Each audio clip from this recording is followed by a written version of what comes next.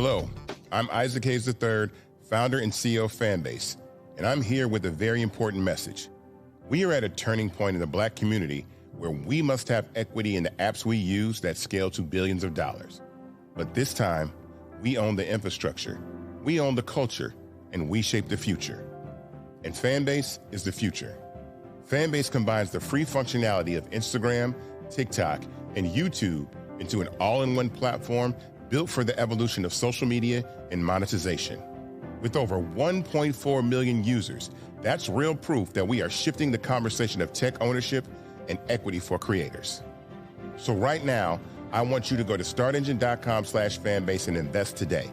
The minimum to invest is $399. That gets you 60 shares of stock in Fanbase at $665 a share. This marks a turning point in Black ownership of social media. If we don't take this opportunity to own social media right now, we will always be customers to our own creations. And that can't go on. So once again, go to startengine.com/fanbase and invest today. We must own the platforms where our voices live, our stories matter, and where our culture drives the world. Thank you. Folks, Black Star Network is here. I'm real revolutionary right now. Support this man, Black Media. He makes sure that our stories are told. Thank you for being the voice of Black America, Roland. Stay Black. I love y'all. All momentum we have now, we have to keep this going. The video looks phenomenal. See, this difference between Black Star Network and Black-owned media and something like CNN. You can't be Black-owned media and be scared. It's time to be smart.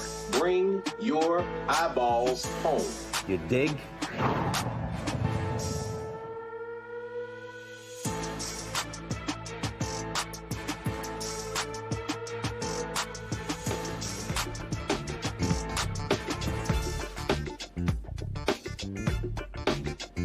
Today is Friday, October 10th, 2025, coming up on Roland Martin Unfiltered, streaming live on the Black Star Network. Oh, the little small, whiny imp. That's Donald the Con Trump. Y'all, he's in his feelings because he takes another L. So sad, he wasn't awarded the 2025 Nobel Peace Prize. And his maggots are crying foul, upset, angry. Must be rough getting beat out by an Hispanic woman. Ooh, y'all know I got lots to say. In Los Angeles, new football team, new sports teams, Olympic dreams are turning into nightmares for a historic Black community of Inglewood. A new federal investigation is exposing shady deals between the city's latest arena. We'll talk to the reporters with the Capital B News that wrote this story. Day 10 of the government shutdown. For the first time, federal workers are missing an entire paycheck. House Democratic leader Hakeem Jeffries lays out how Democrats plan to end the stalemate. And also, Mike Johnson gets blasted by the wife of a member of the military. The future of public media for Black viewers is on the line. WHUT-TV, the only Black-owned public station licensed to an HBCU, facing serious challenges because Donald Trump slashed buildings from public broadcasting. We'll talk to the general manager of the station. Plus, federal National Guard troops are not patrolling the streets of Memphis. We'll talk to a councilwoman about that issue. Plus, some protesters showed up again at the book event for Vice President Kamala Harris here in Washington, D.C. Let's just say she bought sick and tired of being sick and tired of these loud-ass hecklers. It's time to bring the funk on Roland Martin Unfiltered on the Black Star Network. Let's go. He's got it. Whatever the biz, he's on it. Whatever it is, he's got the scoop with that to find. And when it breaks, he's right on time and it's rolling. Best believe he's knowing. Putting it down from sports to news to politics. With entertainment just for kicks, he's rolling. It's on go, y'all. It's Roland Martin, yeah.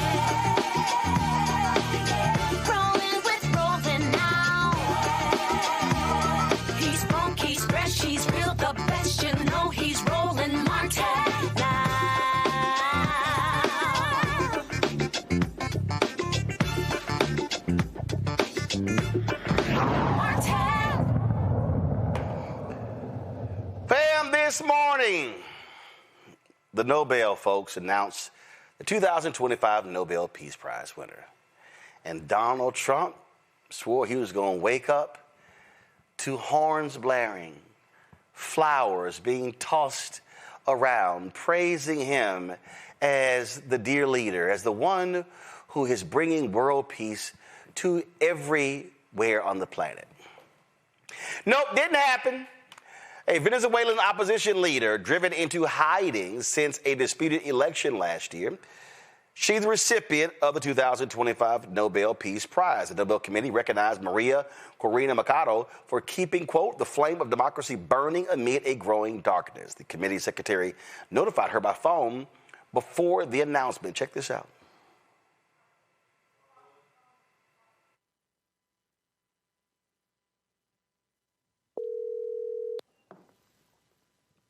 Hello? Hello. Yes? Yes. Hello? Am I talking to Maria Corina Machado? Yes, this is Maria Corina. Yes, Maria Corina. My name is Christian Bergard Piken.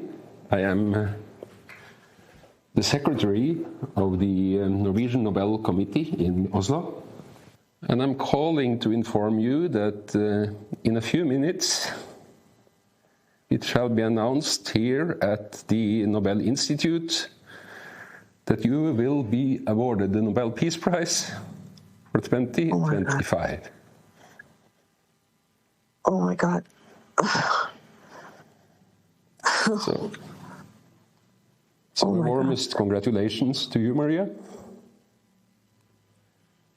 Oh my God. Oh my God. Well, I have no words. I thank you so much, but I hope you understand this is a movement. This is a achievement of a whole society. I am just one person. I certainly do not deserve this. Oh my God. I think both the movement and you deserve it.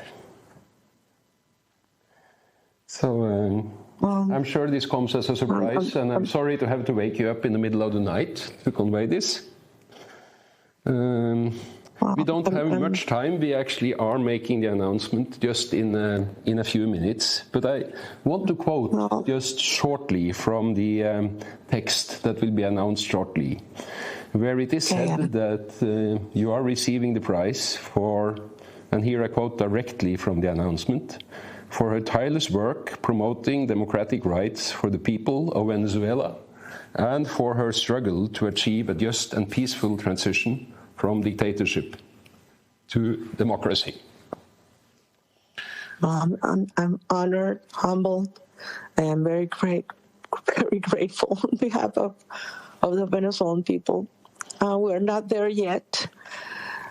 We're working very hard to achieve it, but I'm sure that we will prevail, and this is certainly the biggest recognition to our people that certainly deserve it. So thank you very much. Thank you very much.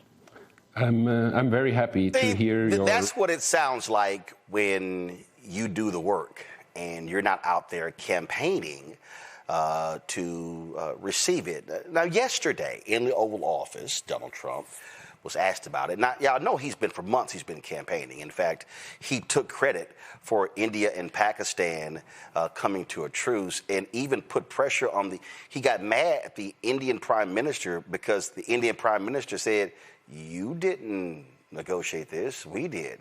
And he wanted the Indian Prime Minister to nominate him for the Nobel Peace Prize. I mean, this narcissistic, lame ass is just whining and complaining. So this was him yesterday in the Oval Office, decorated, looking like a pathetic, all that trash in the Oval Office looks ridiculous. But listen to this fool, y'all. Peace Prize for way less than you did, and you President Obama got the Nobel Peace Prize he got a way prize less. for doing nothing. Exactly. Obama got a prize. He didn't even know what he got. He got elected, and they gave it to Obama for doing absolutely nothing but destroying our country. No, he was not a good president. The worst president was Sleepy Joe Biden. But Obama was not a good president. Are you going to do something with the They gave him a prize. How many months after he won the election, then they gave him the Peace Prize, right? It was right before he was elected. My election was a much more important election. Oh, y'all, he really upset. Now, mind you, they voted weeks ago. But see, he thought with this announcement with the truce in Gaza between Hamas and Israel, that was going to do it. They'd already voted. Here's the other thing. They vote for the work you did last year. You weren't in the Oval Office last year. After they made the announcement, the Nobel Committee's chair was asked about the twice impeached, criminally convicted felon-in-chief and his odious campaign to win the Nobel Peace Prize. Congratulations to Maria Corina Machado and the committee on the decision. But during the past months, U.S. President Donald Trump has repeatedly said he deserves the Nobel Peace Prize and he'd like to have it. He even said that it would be an insult to the United States if he doesn't get it. What does as a chairman of the Nobel Peace Prize Committee, think of this, and how has this campaign-like activity by the president and his supporters, domestically and internationally, affected the deliberations and the thinking in the committee? In the long history of the Nobel Peace Prize, I think this committee have seen any type of campaign, media attention. We receive thousands and thousands of letters every year of people wanting to say what for them leads to peace. This committee sits in a room filled with the portraits of all laureates, and that room is filled with both courage and integrity. So we base only our decision on the work and the will of Alfred Nobel. Hello, Bibiana Piena from the Norwegian News Agency. As you state in your explanation, more and more countries are moving in a more autocratic direction. Would you say that the committee, by this prize, is sending a warning to the world? Living in a world where we have less and less democracies and more authoritarian regime means that the world is also getting more unsafe. And we believe that peace, democracy is a precondition for peace. And so, yes, that is the message to the world. We need to support the democratic forces also on behalf of peace. Thank you. Boys, he sort of laid it out there, and, you see where we're going, being very much dealing with a dictator who's in the Oval Office, but he desperately wants to get some credit. Now, let's just be clear. Obama got the Nobel Peace Prize in 2009. He didn't earn it, and so he got it because they were hoping that he would bring bring peace. But that wasn't the case. We look at the drone attacks and things along those lines. So he didn't actually deserve it. But let me tell y'all something. These MAGA people have been losing their mind. Look at this congressman. He goes on CNBC where he says, damn it, we're going to vote and just give it to Donald anyway.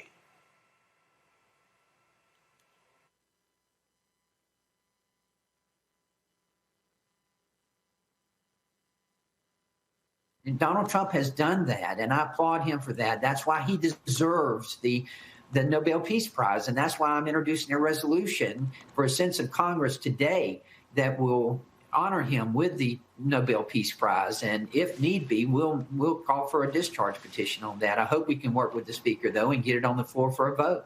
Do you think Democrats will ever acknowledge his role in this peace process? No. I don't think so. Let's face it. Right now, what we're witnessing with Chuck Schumer is just trying to be more anti-Trump than AOC because he's afraid he's going to get primaried by her. They have such a Trump derangement syndrome over there that I doubt anything that is going to help President Trump or honor President Trump is going to be supported by the Democrats. No, I would say the derangement is with you maggots and how y'all do whatever you can to kiss this man's ass. Here is Congressman Steve Scalise sounding even more stupid. And it's why you have people, even on the left, saying that he deserves the Nobel Peace Prize. I mean, if Nobel wants to restore what used to be a once dignified prize, they can restore their credibility by awarding President Trump the Nobel Peace Prize. He's earned it. He's done more than any leader in the world in years to bring peace throughout the world, especially in the Middle East. Nobel Peace Prize is literally one of the most distinguished awards in the world. I don't think for a second anybody outside of MAGA world is going, oh my God, this has been tarnished because they didn't paint the medal orange. Now, this is what happens when you choose not to run for re-election as a Republican. You start actually talking with some common sense. This is Nebraska Congressman Don Bacon, Republican, who's not seeking re-election on CNN. This whole thing about the Nobel Peace Prize, I think, is silly. Do the right thing. Try to create peace. Lobbying for an award, to me, it looks unseemly. And he would just be better off delivering results and let the chips fall where they fall for the Nobel Peace Prize. But we also got to be clear, the Nobel Peace Prize is for, this last one, for what happened in 2024. He wasn't even president yet. And so I think we just should be honest. The Nobel Committee, they were looking for behavior and actions and achievements from 2024. It's kind of basic. Time Magazine, this is what they put out. I think it's appropriate, what they actually said. Oh my God, Trump loses Nobel Peace Prize for a shameful campaign. Yeah, he was campaigning for it, y'all. Like, dude, this is not the Oscars. This ain't the Golden Globes. This is, I deserve it. I deserve it. No, I deserve it. I've done a lot. I've ended this. I deserve it. Give it to me. You gave it to the black guy. The black guy got it. Why can't you give it to me?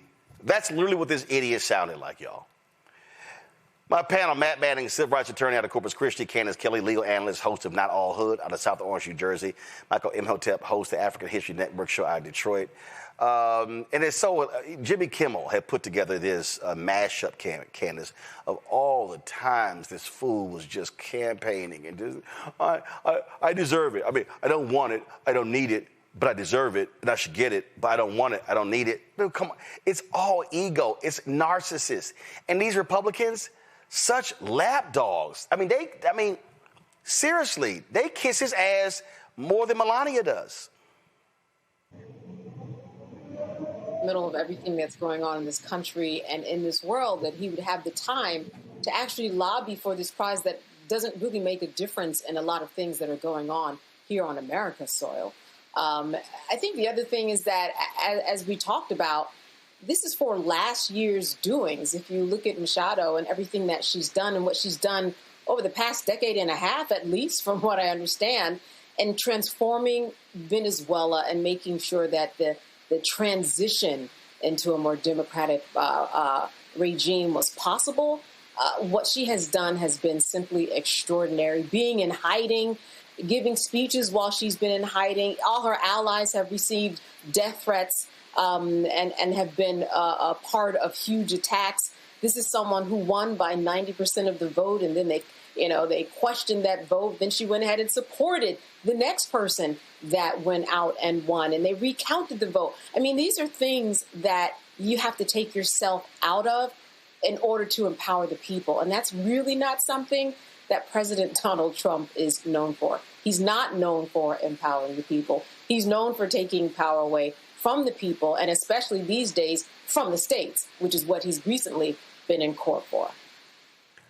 Talk about being a petty little individual, Matt, and just, I deserve it, I deserve it. And he was, and again, he hates Obama, he hates Biden.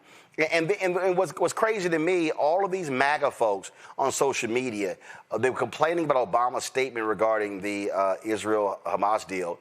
Look at it. You can't give him credit, I'm like, wait a minute. Y'all are defending an asshole who gives Obama credit for nothing, Biden credit for nothing, but y'all want them to give him credit? Man, they can go to hell. You know, what I'm really confounded by is the psychology behind this, because it's interesting to use the metaphor of a petulant child. That's what I keep thinking. You know, Donald Trump is just a bully. He's a bully, and instead of people saying this guy's a bully, he's a jerk, you know, we don't want to play into any of that, they are falling all over themselves to lick his boots more and more.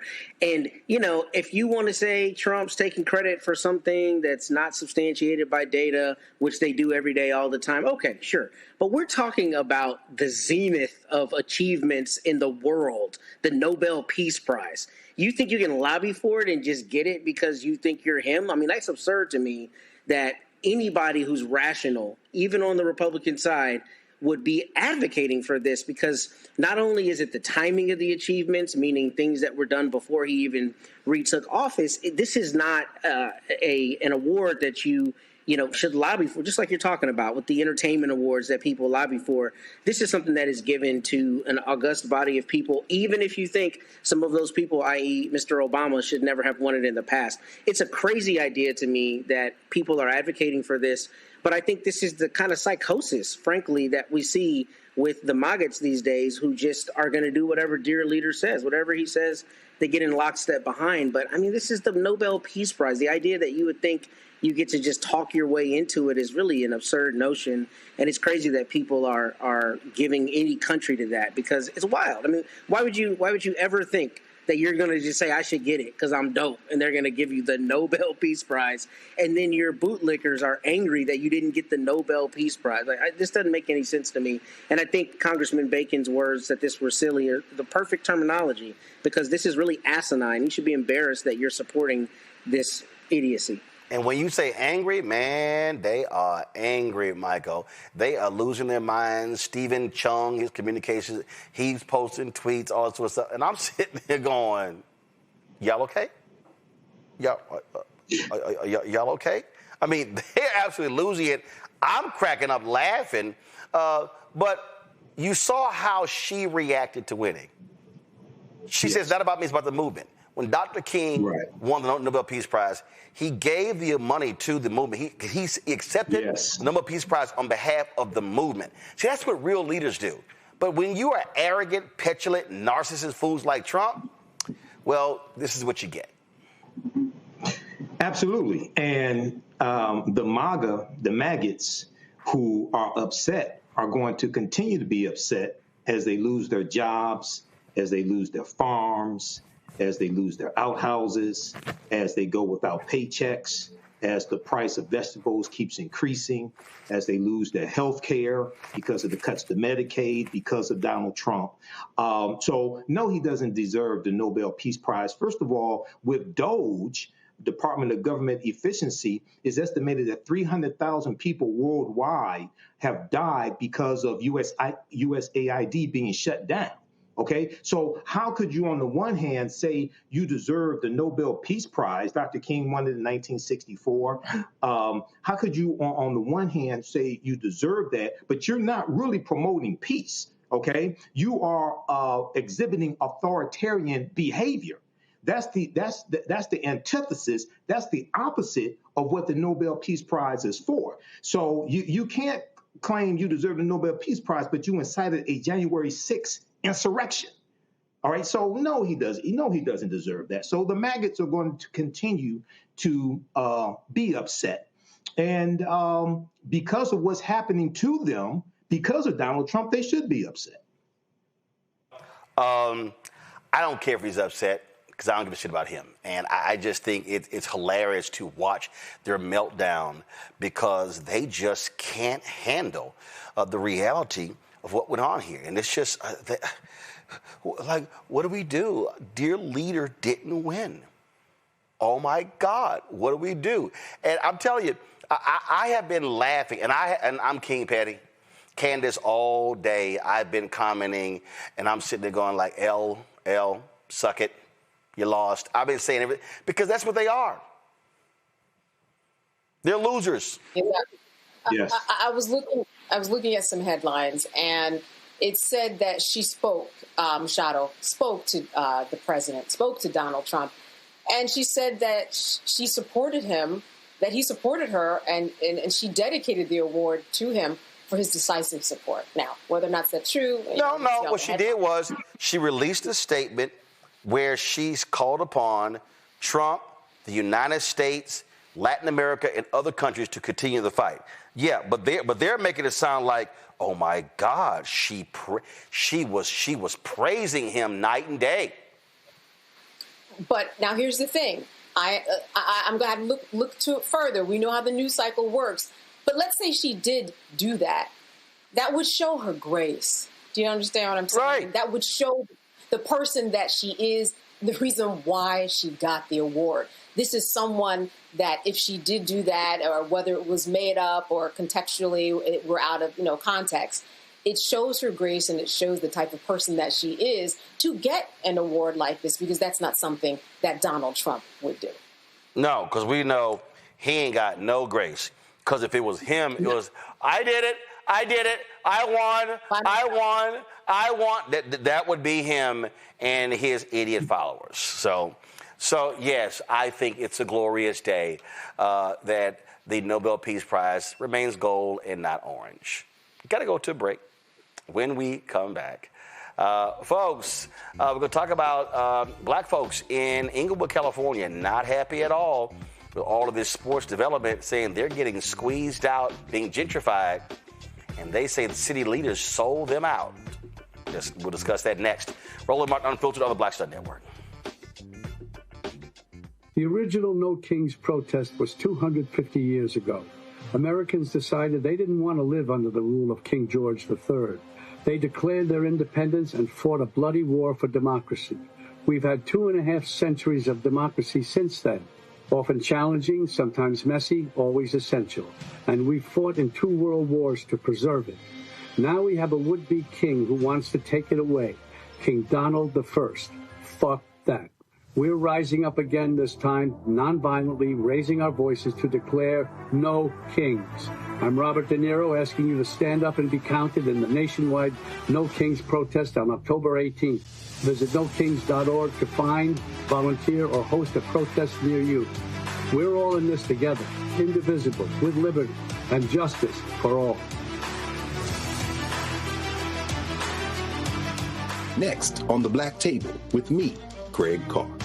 A reminder that there is always more to a story than meets the eye. From book bannings, growing censorship in our classrooms, and the loss of basic human rights, the actual motivations behind those actions and others paint an even more troubling picture than most of us realize. What we need to do is bring this issue front and center to the table, because the alternative is that we'll just go down slow. Which is no way to go down. Master historian and educator Dr. Gerald Horn joins us again, and we take a deep dive into the truths behind the headlines of the day and how we might be able to turn the tide. That's on the next Black Table here on the Black Star Network. Hi, I'm Swing Cash, Basketball Hall of Famer, and you're watching Roland Martin Unfiltered. Folks, the Intuit Dome in Inglewood, California was supposed to be a symbol of progress. The $2 billion eco-friendly arena was intended to anchor a new entertainment district and serve as one of the key venues for the 2028 Olympics. But for many longtime black residents, it's turned into a nightmare filled with displacement and broken promises. Since the arena for the Los Angeles Clippers opened last year, more than 11,000 black residents have left Inglewood, replaced by wealthier newcomers, changing the city's culture and community feel. Now the Dome's so-called green projects are under a federal investigation for possible fraud. And residents say that traffic, struggles for small businesses, and rising rents have made life harder than ever. Critics point to billionaire Clippers owner Steve Ballmer's campaign donations and argue that city leaders have sold out African Americans who contributed to Inglewood's success. They're calling for real investment in schools, housing, and families, not just arenas. Capital B climate and environment reporter Adam Mahoney, who's been following this story, joins us now from New Orleans. Adam, glad to have you here. So for folks who don't know, just paint the picture of what Inglewood, California is. Yeah, thanks for having me. Inglewood is a historically Black enclave in Southern California. It was one of the first destinations for Black migrants when they came from the South during the Great Migration, due to, a history of redlining and other racist and discriminatory housing policies, kind of forced people into this suburb of Los Angeles County. But what we've seen over the last decade or so is that kind of complete erasure and displacement of folks. Inglewood is no longer a majority Black city. Since the entertainment district was proposed in 2016, and we've seen SoFi Stadium built, the most expensive football stadium in the world, built for the Rams and the Chargers. And then the Intuit Dome, the most expensive basketball arena in the world, built for the Clippers and the LA Olympics in 2028. We've seen over 11,000 Black folks forced out of the city, while residents of every other race have increased. Now, when you say forced out, what do you mean by that? How are they forced out? Yeah, I mean, so it's a lot of those anchors of displacement and gentrification that we see. So in the immediate aftermath of these stadiums being proposed, rents doubled in some places in the immediate neighborhood around the arena. And since then, in that community, the median income has risen from about 50,000 to 71,000, which on paper you'd be like, that means people are getting more economic opportunities. But really, it has just reflected the reality that the folks that called this place home are no longer there anymore. And then at the same time, we've seen schools closed as, Black children and Black families have been pushed out. And a lot of the new residents there are not actually calling for public schools to be, rebuilt or to be funded. Rather, they're sending their children to, charter and private schools outside of the city. So a lot of those resources that you would depend on to make a place whole are just non-existent now. All right. And so people can understand what we're talking about here. At the end of the day, massive facilities come in, billions being spent, entertainment complex. So all of a sudden, white folks who long ignored Inglewood were like, oh, we can roll up in there now. And that now then all the amenities. So what then happens is when they come in, they start buying, start building, all of a sudden property values go up because houses are now valued more. This is classic gentrification that we've seen in cities all across America. And for people who don't know, the leadership of Inglewood is Black. I don't understand. And again, and people also know Inglewood because that's where the Forum was, the Great Western Forum, where the Lakers played for a very long time. So that was really the only sports. But the people came to the game and they left. This is different with what they're doing here. With this stadium, entertainment district, they're basically trying to create, because the Clippers used to play in where the Lakers play. I don't know what the new, I think it's still called Crypto Arena. I don't know what else it's called. So yeah, they wanted their own arena. So now they're trying to create, in essence, a second entertainment district that's out there. And so now all of a sudden you're going to go out there and now you're going to see gleaming new buildings and streets and restaurants and cafes and all these things. And the people who live there cannot afford to live there. Yeah, that is exactly it. And at the same time that these arenas have been built up, there's also been luxury townhomes and apartments built up directly around the facilities, which are not built in mind for the people who have called Inglewood home for so long. And I think, residents that I talked with also, felt some type of way about the fact that, Inglewood, especially the eastern part of the city going towards South Central, was really devastated during the LA riots in 1992. And there are still empty storefronts and empty lots from all the way back then, right? Thinking about over 30 years ago. But now they're finally seeing investment in their city, but it's not for them. What are city leaders saying? Because I remember when this was, when this first started, oh man, the mayor was excited. He was happy. Oh man, what it's going to mean? And they were making all these promises. What are they saying now? Yeah, the city officials, specifically Inglewood Mayor James Butts, he is kind of saying the exact same thing that he has been saying for the last decade, pointing to, increased tax revenue, increased investment and attention from out-of-state investors or even foreign investors when we think about the significance of the Olympics. In the mind of leadership, there has been a spotlight on the city. And with that spotlight has come, quote unquote, economic investment. But we as we've seen time and time again, when we think about these big projects, that investment does not trickle down into the communities that have called this city home for so long. So that's really been it. It's just on paper, there is more money flowing through Inglewood. It's about who's catching that money, though. How are residents organizing and mobilizing there to change what's going on? Yeah, I mean, there's been a lot of coalitions that have been born out of this moment. There's an organization called No Olympics LA that has been, it's a coalition of different community groups made up of like tenant unions, social justice organizers who are kind of connecting all of the dots here, right? Thinking about the environmental impact of having the Olympics there, having these sporting events there, and the increased air pollution from all of the traffic that has flown through the city, or thinking about rising rents and making sure that people can stay in their homes.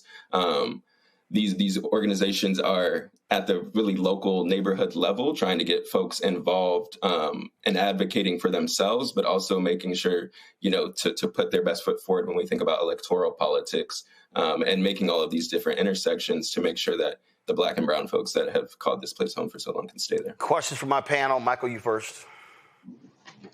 All right, Adam. Kind of along the lines of what Roland was saying, I live here in Detroit. We've seen stadiums built here. We've seen gentrification in Detroit. I wanted more information possibly about how elected officials are addressing the complaints from the African-American community. Number one, like rental assistance, different things like this. Because anytime stadiums come like this, right, you know gentrification is coming, all right? So how are they trying to help African Americans who helped put them in office? Yeah, I mean, that's a great question. And like I said, at kind of the forefront, the elected officials are still staying true to what they have been saying over the last decade, but there has been policies put forth. Most namely, there was a rent control and rent regulation policy that was passed during COVID. But the issue is that it happened after that major jump in prices, right? So immediately after SoFi started construction in 2019, rents jumped from around $1,200 for a 2-bedroom in the immediate neighborhood to $2,200. But the rent control legislation was then passed on that $2,200 baseline. So on paper, there has been some kind of legislative effort, but it just does not connect to the reality on the ground, unfortunately. Matt? Yeah, Adam. So my question is kind of two-part. First, is there any part of this land that's being used to be built to build the stadium that is using eminent domain or any kind of nexus with the government? And I ask because obviously that would give you certain due process rights that a purely private enterprise wouldn't necessarily give you, number one.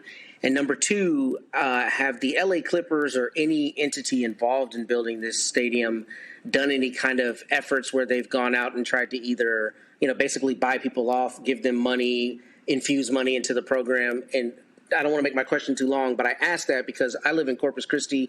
They just built a new bridge. And before they built this bridge through the Black neighborhood, they went through and tried to buy people's houses to try to appease people, right? And they say, we'll give you money for your house, even though they didn't have a legal means to do it. So I'm wondering if there's been any kind of public partner, privateship or partnership to that effect in this instance. Yes. So to answer your first question, the build out of these stadiums took place on land that was technically vacant. So they are adjacent to the LA Forum, which still exists. But, since the Lakers left in the early 2000s, it's really kind of been a ghost town in that area. There was some eminent domain that took place, but it wasn't of homes, it was of businesses. And most important to note, Governor Newsom actually, for both the Intuit Dome and SoFi Stadium, allowed the owners of the arenas to bypass the environmental review period, which then meant they were blocked from being sued for different things related to the construction or environmental impact of these facilities. So kind of with that blank check, it allowed this to kind of get forced through very quickly. But in the aftermath, we have seen both the LA Rams, LA Chargers, and the LA Clippers do investment into the city. A part of the Clippers' move into Inglewood, they did set aside a certain amount of money to be given to the city of Inglewood. And in the aftermath, we've seen things like they've funded different events at local schools, textbooks, repairs, and things like that. But the issue is, at the same time that some institutions have been propped up, some schools have been propped up, we've seen over half a dozen schools be closed in the last 4 years. Candace. So, Adam, you mentioned Governor Newsom, and we know that in 2021 that he and his wife also gave $1 million to his political campaign. And I'm wondering, what has he been saying these days in terms of some accountability? What are people saying to him? What do they want from him? And how has his response been? Yeah, I mean, as we reported out this article, we did reach out to Governor Newsom's media team. We got a response back initially, and then they didn't actually address any of the questions. I think at the local level, really all of the focus, for better or for worse, has been with the city officials, and then in addition, the owners of these facilities. And I think Governor Newsom and maybe the state level actions that allowed this project to happen have kind of been ignored or gone under the radar because of that. And we know now, I mean, there's a lot more things on his plate, where it does seem like it won't necessarily be addressed at that level. Well, all right, then. Well, excellent reporting there. For folks who don't know, just share about Capital B. Yeah, Capital B, we're a national nonprofit newsroom with an all-Black staff. We report on Black communities across the country. I'm on the national team. We have a local newsroom in Atlanta and another local newsroom in Gary, Indiana. You can check out our website at capitalbnews.org and subscribe to our newsletter. All right, then. Folks, y'all pull the website up. So folks, we want you to support, again, we got, Black-owned media properties that are for-profit, nonprofit. We had the Tribe on last week. And so we had the Tribe on last week. Now we have Capital B as well. So again, the website again?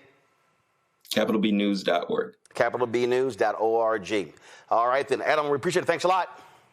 Appreciate you. Thanks for having me. All right, folks, going to a break. We'll be right back. We'll talk federal government shutdown entering its 10th day. And, you got the Speaker of the House. He's still lying. So we'll show you more of those lies. Folks, don't forget to support the work that we do. Our goal is to get 20,000 of our fans on average contributing $50 each a year. That'll raise $1 million to offset our expenses, which are $195,000 a month. Your support is crucial. And so if you want to support the work that we do, we just tell you about Capital B. We got the Tribe in Chicago. Again, Black-owned media needs our support, especially in these times with these attacks on DEI, corporations pulling back, not spending money on advertising, not investing, not supporting, not sponsoring. And so your support is critical. So if you want to contribute via Cash App, use the Stripe QR code. You see it right here in the bottom left-hand corner. You can use that Stripe QR code for Cash App or credit cards. PayPal is R. Martin Unfiltered. Venmo is RM Unfiltered. Zelle, Roland at RolandSMartin.com. Roland at RolandMartinUnfiltered.com. Of course, checks and money order. Make it payable to Roland Martin Unfiltered. Send to P.O. Box 57196, Washington, D.C., 2003 7-0196. We'll be right back. Next on the Black Table with me, Craig Carr. Why the America we live in today is not what the founders intended or what they outlined in the Declaration of Independence and even the Constitution. Professor and author Kermit Roosevelt will join us to talk about his book, The Nation That Never Was.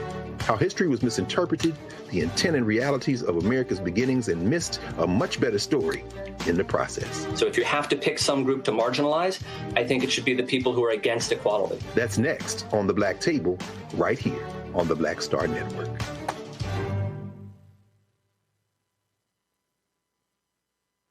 This week on The Other Side of Change, we are talking about the government shutdown and how it's impacting our everyday lives, including our pocketbooks. These motherfuckers are crazy as hell. They are willing to shut down the entire government, to force people to pay more in their health care, to subsidize tax breaks for the wealthiest people. Here you're watching The Other Side of Change only on the Black Star Network.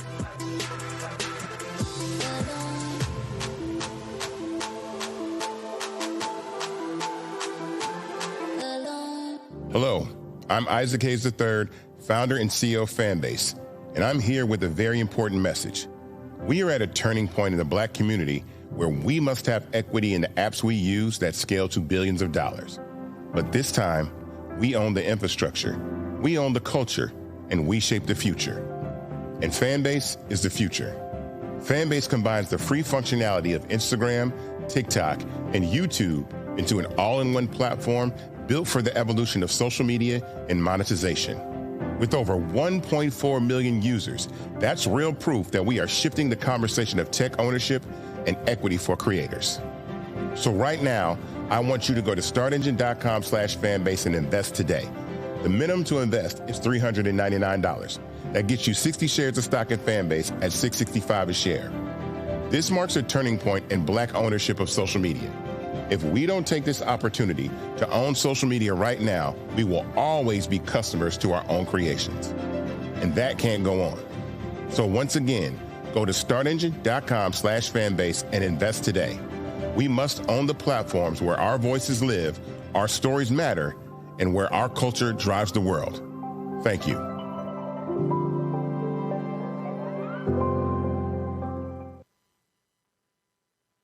If in this country right now, you have people get up in the morning and the only thing they can think about is how many people they can hurt, and they got the power, that's the time for mourning. For better or worse, what makes America special, it's that legal system that's supposed to protect minorities from the tyranny of the majority. We are at a point of a moral emergency. We must raise a voice of outrage. We must raise a voice of compassion. And we must raise a voice of unity. We are not in a crisis of party versus party. We are in a crisis of civilization, a human rights crisis, and a crisis of democracy itself.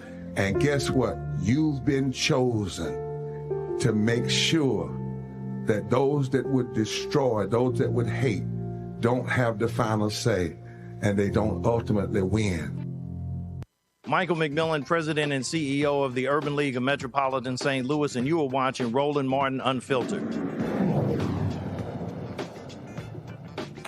Folks, day 10 of the government shutdown is the first day the federal workers will miss their whole paycheck since the shutdown began October 1st. Office of Management and Budget Director Russ Vaught announced that the Trump administration has begun laying off government employees. Posting on social media, the rifts have begun, referring to reductions in force or layoffs. With the Senate now adjourned until next week and no deal in sight, it's increasingly likely that members of the military are going to miss their next paycheck, scheduled for October 15th. House Minority Leader Hakeem Jeffries called out the vacationing Republicans for not wanting to reopen the government. The government has been shut down for 10 days. Our men and women in uniform and hardworking federal employees are working without pay. Donald Trump can find the time to play golf, but he can't be bothered negotiating a bipartisan agreement to reopen the government and address the health care crisis that they've created, and House Republicans remain on vacation for 3 weeks. The American people are sick and tired of the chaos, crisis, and confusion that has been visited upon the country by Donald Trump and Republican complete control of Congress. As Democrats, our position remains very clear. We will sit down with anyone, anytime, any place, here at the Capitol or back at the White House to reopen the government, pay our federal employees, enact a spending agreement that meets the needs of the American people, and at the same time, address the Republican health care crisis that is devastating the American people. Donald Trump's strategy during this government shutdown that he has created has been to play golf and issue deepfake videos. Mike Johnson's strategy is to keep House Republicans on vacation. John Thune's strategy is to continue to do the same partisan thing over and over and over again and expect different results. That's legislative insanity. Our plea to our Republican colleagues is get serious about reopening the government. Let's have a conversation so we can find a bipartisan path forward to do the things that are necessary in a spending agreement to actually improve the quality of life of the American people and address the health care crisis that they've created. including by extending the Affordable Care Act tax credits. That's what we need to do right now so that tens of millions of Americans don't experience dramatically increased premiums, copays, and deductibles. That's going to bankrupt them or deprive them of the health care that they need. Republicans have the House, the Senate, and the presidency. They decided to shut the government down. Republicans in the House have decided to remain on vacation. Republicans canceled votes last week, they canceled votes this week, and now they've canceled votes next week. They're not serious about reopening the government. Republicans aren't even serious about paying our active duty troops. But they have voted for temporary government funding legislation. Republicans have voted for a partisan spending bill that continues to gut the health care of the American people and threatens to raise the cost of living on tens of millions of Americans in an environment where Republicans promised to lower the cost of living on day one. Costs haven't gone down, they've gone up. Inflation has gone up. The Trump tariffs are making life more expensive by thousands of dollars a year for everyday Americans. They visited chaos and crisis and confusion on the American people from day one of the Trump presidency.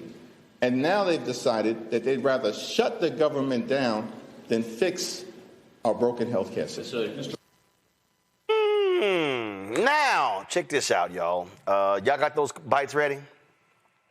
So check this out. Speaker Mike Johnson went on the C-SPAN show, and he got lit into it by a Republican over health care and a military spouse. Let's play the first one.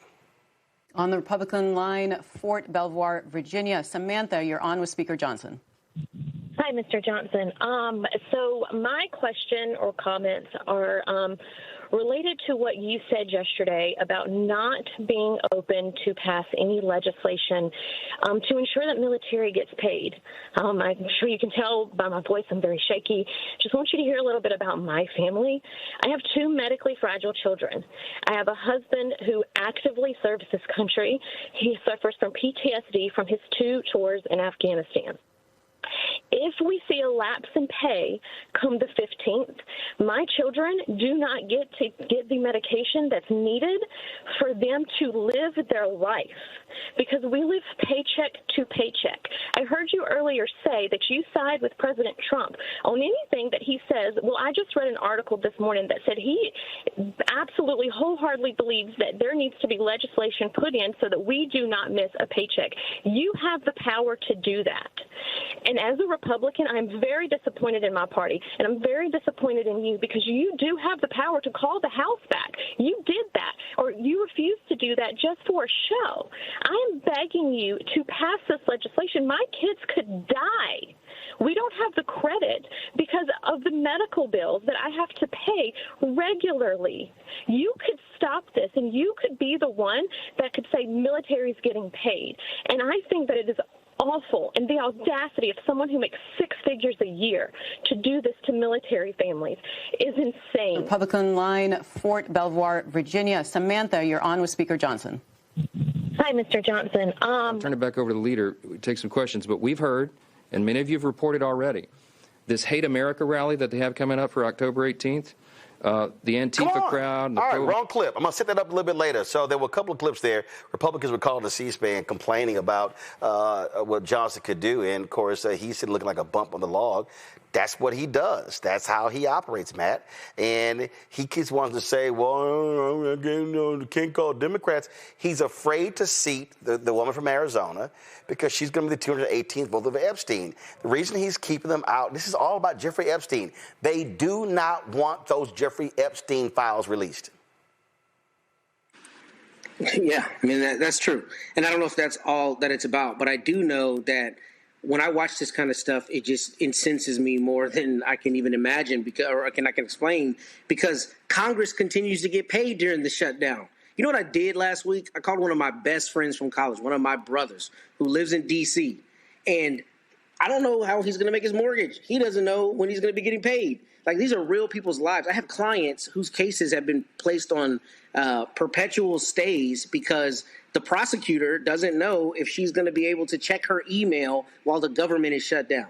So all this political posturing, all of this BS, like, I mean, I get it. And I think the Democrats are doing the right thing in not, kowtowing to the Republicans. But all of the political pageantry is garbage. Like, at the end of the day, the people that call in, that's what's angering me about this, that we as citizens are allowing 500 people in D.C. to hold us hostage. And they're pointing fingers at the other person. But at the end of the day, families can't get their medication, and my buddy doesn't know how he's going to pay his mortgage. Like that, we should, as a society, people of all walks, should be infuriated that these bozos can't figure out how to keep the government open. But I guarantee you, everybody who's got an extension for their taxes here in October is going to be expected to pay those taxes in October, right? I mean, what are we doing? Like, are we serious about this? 10 days and the government's not open? And all we hear is political pageantry about how it's the other side's fault. Like, at a baseline, do your jobs. And you shouldn't be able to get paid while other people aren't getting paid in this meantime. Why should we be the pawns in this political process? So, no, Congress going to always get paid now. Exactly, because it's constitutionally protected. But your average American isn't. Like this lady's calling in about her kids' medication, talking about the military should get paid. And I get it. There are a lot of nuances about who will get paid and who won't in certain departments and all of that. But by and large, we as American citizens should be infuriated because we send these bozos to D.C. to do a basic job like keep the government open, which should only exist to provide services and to make sure we have harmony in this country, right? We've got some kind of infrastructure where we're not purely anarchical, but they can't even keep the government open. So, all of it is political posturing, and it just pisses me off that we have to be the ones who are caught in the lurch here because these idiots in D.C. can't figure out how to get people paid. I mean, it's absurd. Well, it really is. And here's what people don't even realize, Candace. This is only a 7-week continuing resolution. Just 7 weeks. We're going to be back at this in 7 weeks. Yeah, we could be back at the start of this. I think one of the things that's interesting, we were talking about how constitutionally they're going to get paid, even if they don't do their job, which they're not doing their job. I mean, their job is to work for us and to have a meeting of the minds and come up with solutions. What's also not constitutional is even not paying some of the people that are that have been furloughed, that are going to be losing their jobs because, according to the law, HR is not working in all of this process because there's not money to pay HR. And legally, they are not allowed to not pay people. They are not allowed to take people off of furlough because HR is shut down. So how is this even happening? This is, we talk about the Constitution. Little by little, we are breaking down the Constitution to where it almost doesn't matter. It's hard to go to the courts because the courts are filled and stacked with people that President Trump has put into place, and we don't know how fearful people are of their positions, and they don't want to take chances. So all we're doing is dealing with people who are getting paid and actually not doing their job, and this is why we are at a standstill. And like Matt said, we deserve more. It is very disconcerting to think about that we talk about votes and we talk about redlining and everything from the civil rights movement all the way up to now, and our votes are just not working because the people who we put into office, they're not doing their job. That's incredible. If we weren't doing our jobs, we would be let go. But this is something where the Democrats have to rise and battle and roar the same way that the Republicans do. And the reality is, MAGA don't give a damn, Michael. They don't care. They got no problem, these folks. Look, they want to fire hundreds of thousands of government workers. They don't care. Well, they can say that now, but as their friends and family lose their paychecks, keep in mind, 85% of government employees live outside of the Washington, D.C. area. They're all across the country. They work at your Social Security Administration location. They work at the Veterans Affairs location. They work for the U.S. Postal Service. So their federal employees are local, okay? But I have news for people. Back during last year, 2024, I warned people about a second Trump administration. And I told you a number of times there were 3 government shutdowns in the first 2 years of the first Trump administration, and Republicans control the White House, the House of Representatives, and the U.S. Senate. The last government shutdown from December 2018 to January 2019 lasted 35 days. We're less than a third through this one. I mean, compared to that one, it can get much worse. But this is what you're dealing with. And the ombudsman, Russell Vought, is the architect of Project 2025 that Donald Trump said he knew nothing about. But Russell Vought was your ombudsman in the first Trump administration. No, this is what they wanted. This is what they've been planning. They're going to be a lot of permanent reductions in federal government. Okay, the 2.3 million, now it's less than 2.3 million. There are going to be a lot of permanent reductions. So, and a lot of MAGA is going to feel a lot of pain. This is going to hurt them. And some of them are going to have to be hurt economically for them to really wake up. Well, we'll see if they actually do wake up. All right, folks, I'll go to break. We come back. Billions have been cut from public broadcasting. That's affecting WHUT at Howard University. We'll talk to the general manager next about what they are going to do to deal with this funding crisis. You're watching Roland Martin Unfiltered right here on the Black Star Network. The original No Kings protest was 250 years ago. Americans decided they didn't want to live under the rule of King George III. They declared their independence and fought a bloody war for democracy. We've had 2.5 centuries of democracy since then, often challenging, sometimes messy, always essential. And we've fought in 2 world wars to preserve it. Now we have a would-be king who wants to take it away, King Donald I. Fuck that. We're rising up again this time, non-violently, raising our voices to declare no kings. I'm Robert De Niro, asking you to stand up and be counted in the nationwide No Kings protest on October 18th. Visit nokings.org to find, volunteer, or host a protest near you. We're all in this together, indivisible, with liberty and justice for all. They said the quiet part out loud. Black votes are a threat, so they erased them. After the Supreme Court gutted the Voting Rights Act in 2013, Republican legislatures moved fast. New voter ID laws, polling place shutdowns, purges of black voters from the rolls. Trump's Justice Department didn't stop it, they joined in. In 2018, his DOJ backed Ohio's voter purge system, a scheme that disproportionately erased black voters. Their goal, erase black votes and political power. Yeah, that happened. These are the kinds of stories that we cover every day on Roland Martin Unfiltered. Subscribe on YouTube and download the Black Star Network app. Support fact-based independent journalism that centers African Americans and the issues that matter to our community.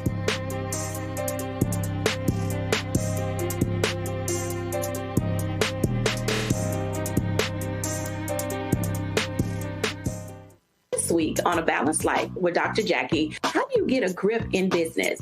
Is it grace? Is it resilience? Is it retooling your skill set? Are you leading with intention, with purpose, passion, and planning? It's basically a very simple formula. It's learning how to close the gap between your intentions in business and your actions in business. You got to be relentless. You got to execute. And that's the grit part of it. That's all this week on A Balanced Life with Dr. Jackie here on Black Star Network.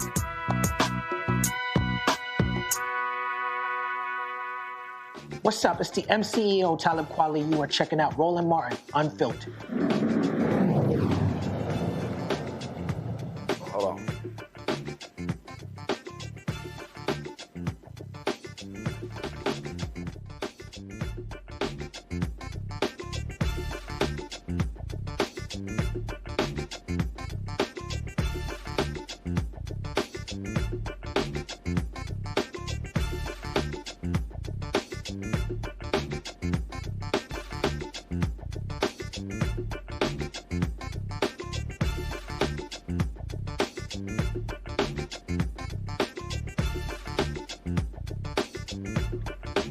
Folks, Howard University has their own public television station, WHUT.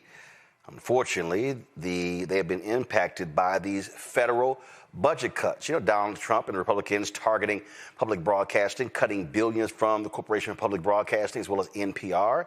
Well, guess what? That happens it goes downstream, impacting local stations. We are seeing massive cuts take place in public broadcasting all across the country. New Jersey, we're talking about small towns. A lot of these places depend, a lot of these rural places in America depend upon public broadcasting, radio and television, for their news and information. So you take what's happening at Howard University. Here they have, they're the only HBCU with this full license public broadcasting station. These cuts impacts their programming. So let's talk about it right now with Sean Platter, General Manager of WHUR 96.3 and WHUT TV. So first of all, Sean, take us, for people who don't understand this unique situation. It's, WHUR, first of all, is a major radio station here in Washington, D.C. Typically, in most cities, look, I'm from Houston, and you've got KTSU, KUHT. They're not dominant stations like Magic 102 is. WHUR is a lot different. So take us through how the radio station and the television station are being impacted by these federal cuts. Absolutely. So on the radio side, our radio station is unique in that it's a commercial radio station founded in 1971. It was given to Howard University from the Washington Post. It was already a commercial signal. So WHUR it's a powerhouse signal here in D.C. It is the #1 music station in D.C. out of 30 stations. So it competes against, it does compete against the larger companies like the iHearts, the Urban Ones, the Odyssey, and it does very well. It's always been a successful station. It's the home of The Quiet Storm, is where that format was founded in 1976. So a rich history in the commercial space. Now, on the other side of the coin, we have a public television station, WHUT, founded in 1980, and it is unique in a major market like Washington, D.C., and to have these under the umbrella of Howard University, they're so unique and special, and they really were created and really designed by President James Cheek back in the 70s and 80s to give a face and a voice to our community. And that's still what they're doing today. And so his desire was to be able to have a station where you could see people that look like you on that station. And that's, the mission we're continuing to do today. But these cuts, they make a big impact overall on how we're able to sustain our staff, create unique programming, fill the education gaps that exist in our community. And it's tough. And we are seeing that across the country. And so we're not immune from those cuts as well. And so we're doing all that we can to make sure that we hold on to this unique piece of Black media that's so important right now. And we talk about these cuts. I mean, what about how many people? What about programming? How significant and how much are you trying to raise to fill the gaps? So our appropriation from the Corporation of Public Broadcasting equals about $1.4 million, and that's about 30% of our revenue coming into the station. So it's a big number, but it's something that we feel that we are able to achieve. And so we're asking the community, we're asking those who have benefited from our programming and from all that we've done over the years to help support, become a member, WHUT.org, and also for the corporations, for the community organizations. A lot of times we know people who are making decisions about where dollars are going. And so we just want you to know that WHUT is a place where we're telling your stories on your station. And it's not just content, it's also education. We're also training the next broadcasters. The journalists that are in the School of Communications are working right there with us in the building every day. When you say become a member, what does that mean? What does that actually entail? So if you go onto our website, you can support it in many different ways. You can become a one-time donor, or you can become a sustaining member where you donate maybe $10 every month, $100 every month. And as a part of that membership, we have different events, different screenings, different programs that you'll be a part of throughout the year. And you get the member benefits. You get to see a name on the television screen as a supporter of WHUT. And so we like to encourage folks to become members and be a part of what we're doing and really be a partner as we do special events throughout the year. You get to be a part and have your voice heard as well. Questions from the panel. Candace, you first. What are your plans these days? I'm wondering, what is the kind of the temperature in the office with what's going on with the shutdowns and what's going on with you? How do you even plan for the next phase, and what is the plan?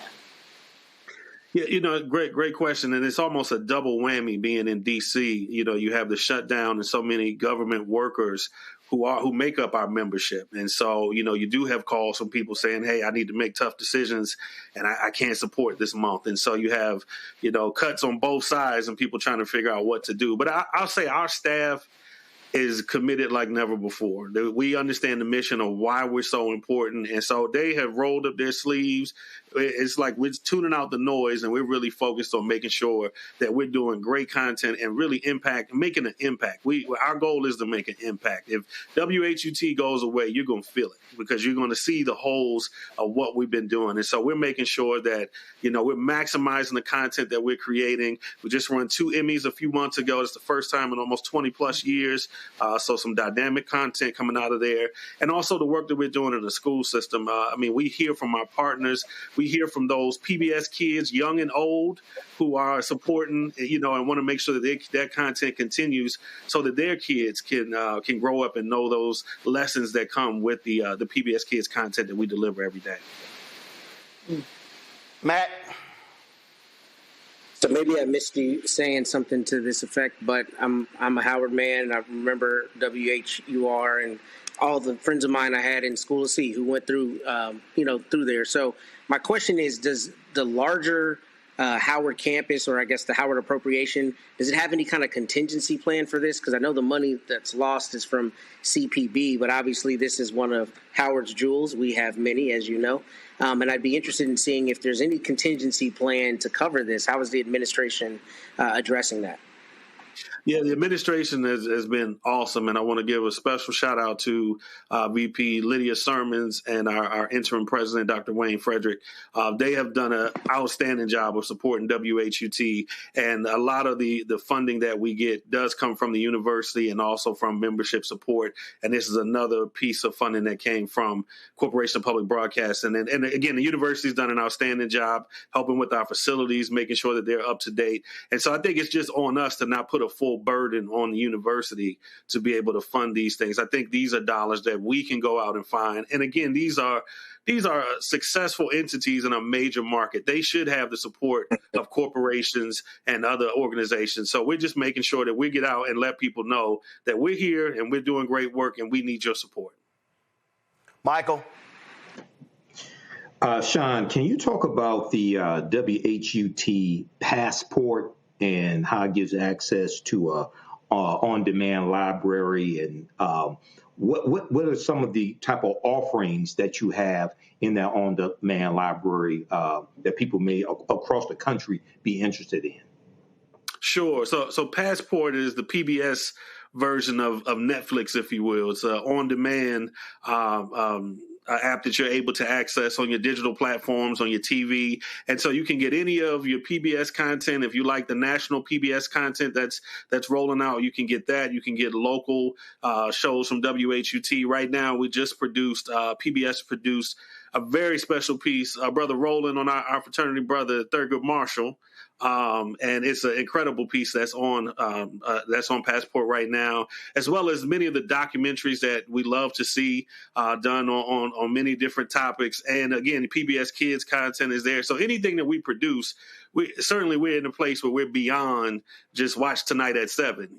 Content is people like to watch it whenever they want to watch it. So anything that we're producing, you can go on there and get access to, and you can see the content that's on the screen right now is a local show produced showing you Anacostia and DC and different parts of the city. And again, that national content, Henry Louis Gates, Finding Your Roots is on there. All of those shows that you know and love, and some that you need to discover. So if you're flicking around trying to see what to find, check out Passport on your TV or your smart device. All right, sounds great. Well, again, we want people to actually support. And by the way, when you mentioned Alpha, I heard the little groan. I saw a face. Well, you got a. First of all, you got one person on the panel. He went one of them little fraternities. and I got two individuals. No, but I got two individuals in the control room who members of other little fraternity as well. So, but anytime excellence on this show, 98% of the time it's going to be an alpha, so they can't handle that. So that's all. I was going to ask you about documentaries on Sigmas, though. If you had any documentaries on Sigma. Ain't none. You know, ain't none. It ain't y'all. If you have funding, we can do it. The only one y'all got is John Lewis. Man, John Lewis. That's the only one y'all got. That's y'all only one. That's your only one. Michael, y'all got so many. Y'all got so many. Michael, y'all got so many honoraries. Just stop. Just stop. Just stop. Come on. Just stop. Hold on. Just stop. So Sean, see, you see what happens. So you see, all you gotta do is hit them with the honoraries. They get real quiet. I'm not talking about the honoraries. So I see. you see how it happens. See how it happens. Give them the honoraries. I'm not talking about the honoraries. Right, because he'll never mention. Sean, he'll never mention Bill Clinton, one of their honoraries. But anyway, let's go ahead. Yeah, he don't want none of that. He don't want none of that. There's no need to mention them. Do you want me to show your recent inductee of honorary members? I advise you to be quiet, Michael. Michael, I advise you to be quiet, Michael. Michael, I ain't gonna hurt your feelings, but if you keep talking, I'm gonna hurt your feelings. Sean, again, if folk want to give, where do they go? They go to WHUT.org. That's WHUT, Howard University Television.org. All right, then. So, folks, again, WHUT, black-owned media. I keep telling y'all, we have to protect our black-owned media institutions. And so that's why we emphasize it. As I said, last week with the Tribe on, Capital B News is on tonight, talking about WHUT. Y'all keep hearing me say this here. Again, we got to be able to support, because what happens is we do not want to be in a situation where they are no longer here. And so please support WHUT. Frat, thanks a lot. Appreciate it. Thank you, brother. Appreciate it. Appreciate the opportunity. All right. When we come back, I'm going to show y'all these new Sigma honorees. Man, I ain't wasting my time. That's a waste of airtime. Don't nobody care. All right. We back at what's wrong, Matt? Why you shaking your head, Matt?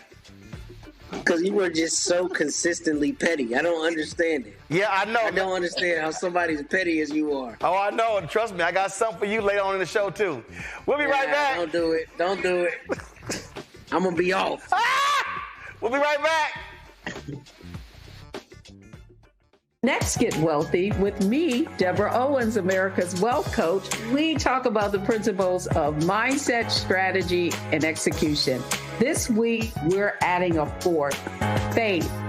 You're going to hear from a mother and daughter duo who are helping thousands of Black women build wealth, all through their faith. You are more than you can ever imagine. Not just obtaining things to show that, but seeing yourself. Making your faith work for you. That's right here on Get Wealthy, only on Black Star Network.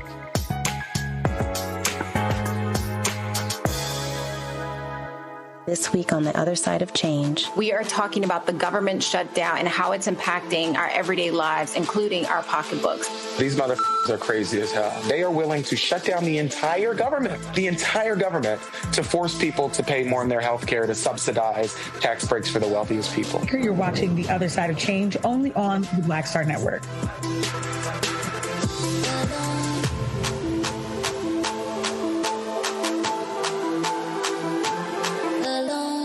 Melanie Campbell, National Coalition on Black Civic Participation and Black Women's Roundtable. And we are watching Roland Martin Unfiltered all day, every day, 24/7. Spread the word.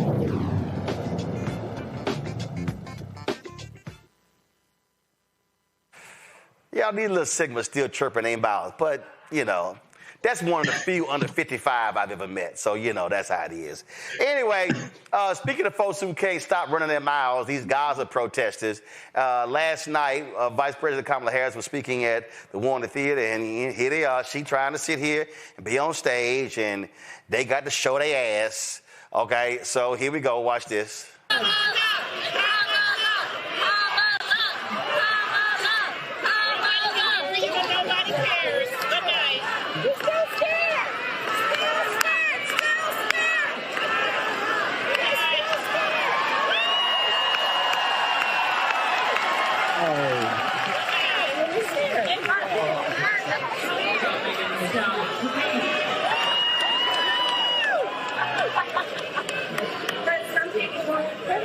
saying, you know, why are you, that is that going to turn people on? And we should never let somebody else's limited ability.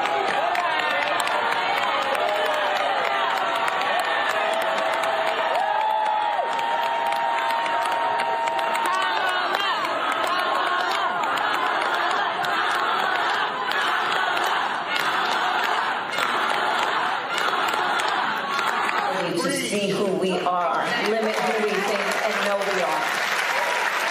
Let that not be a limiting factor in your life, because they'll figure it out soon enough. They'll figure it out who you are soon enough. And you know, I sometimes think about, you know what, I am not president of the United States.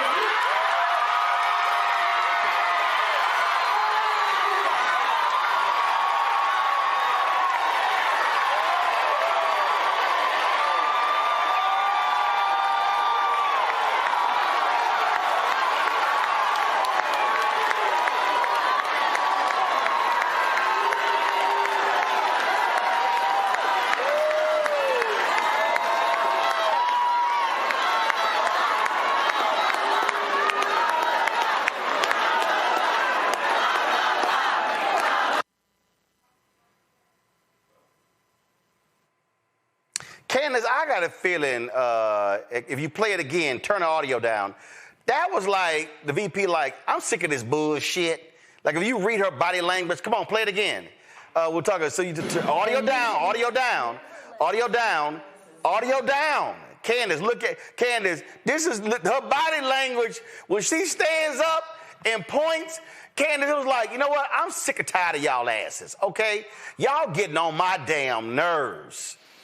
Yes, and you know what, Roland? I like this version of her. I like this I'm free now version of Kamala Harris. Because honestly, when she was running, during those 107 days, there was a part of her that was constrained. We knew that there was another part of her that wanted to break out.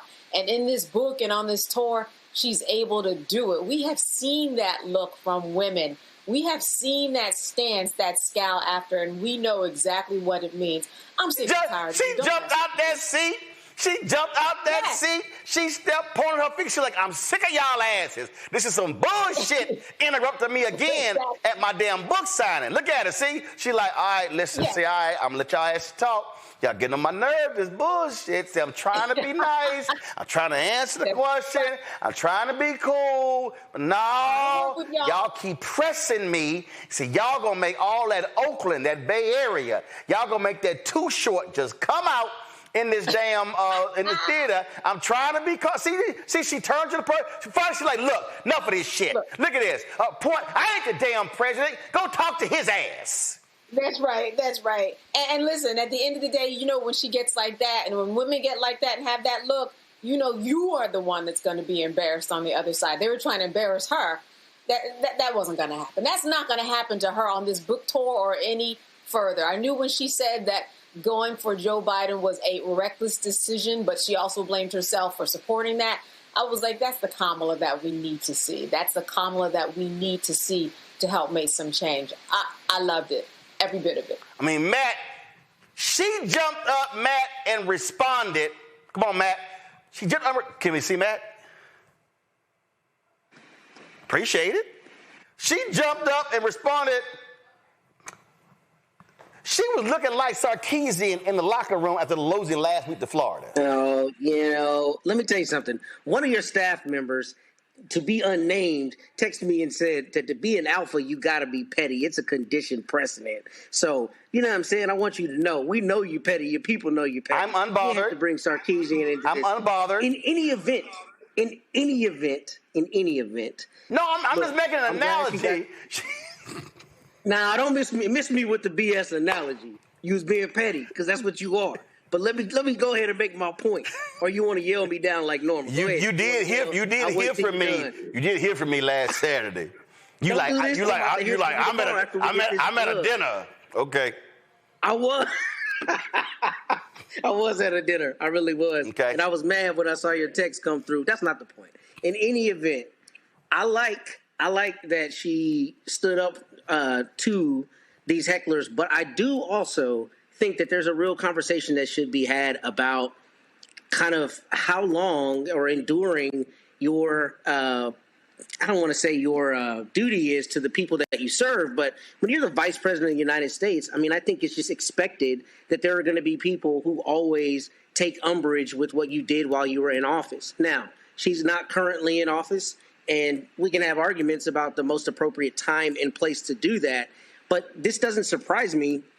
And sometimes I think a shakeup of the respectability politics, like this is an event, you can't come in and interrupt it, is exactly what we need, because too much of the decorum is what we, defer to, and it allows people to not have to sometimes speak to their constituents and speak to those whom they serve. However, obviously, the issue in this situation is that she's no longer serving.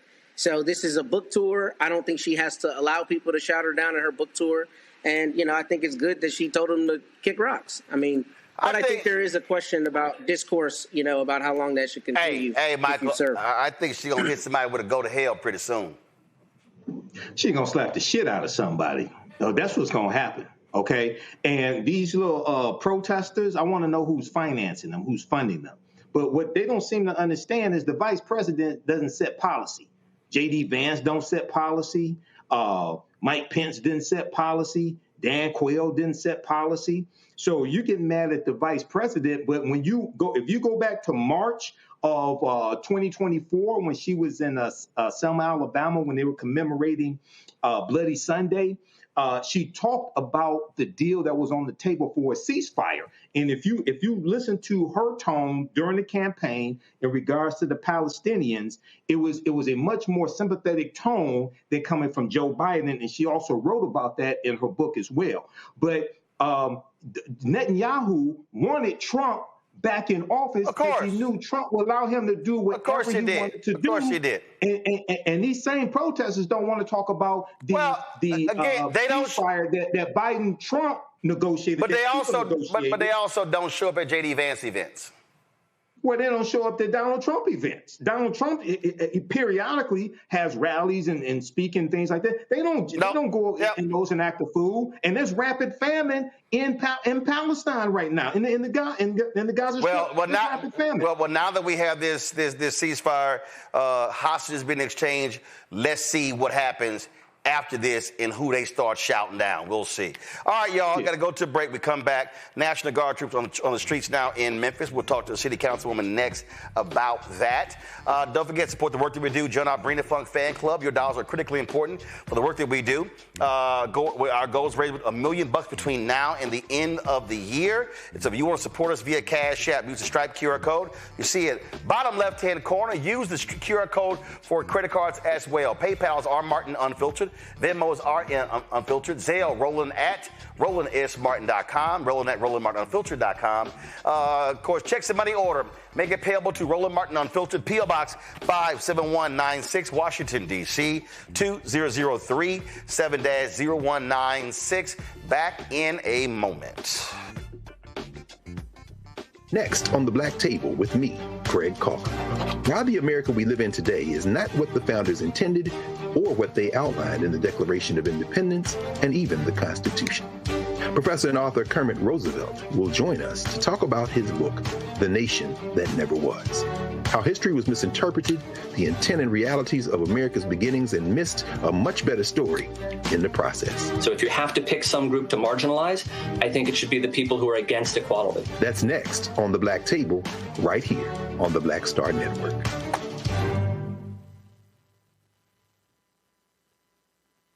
If in this country right now, you have people get up in the morning and the only thing they can think about is how many people they can hurt, and they got the power, that's the time for mourning. For better or worse, what makes America special, it's that legal system that's supposed to protect minorities from the tyranny of the majority.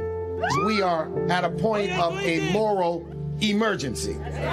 We must raise a voice of outrage. We must raise a voice of compassion. And we must raise a voice of unity. We are not in a crisis of party versus party. We are in a crisis of civilization, a human rights crisis, and a crisis of democracy itself. And guess what? You've been chosen to make sure that those that would destroy, those that would hate, don't have the final say, and they don't ultimately win. Hello, I'm Bishop T.D. Jakes, and you're watching Roland Martin Unfiltered.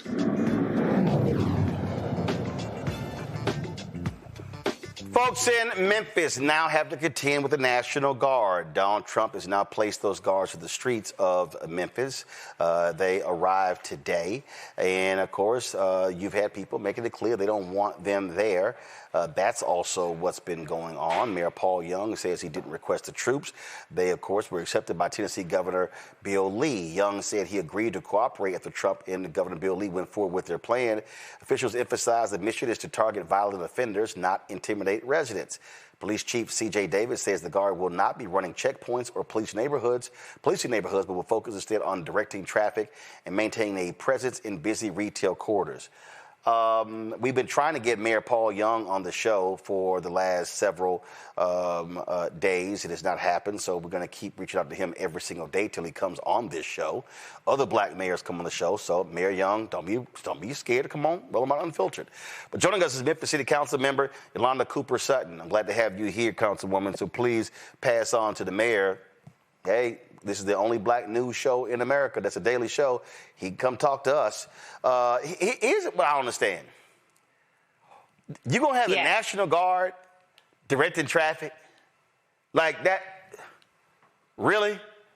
The police chief said they're going to be directing traffic and in retail areas. Ooh, that's really going to deal with the issues in Memphis, right?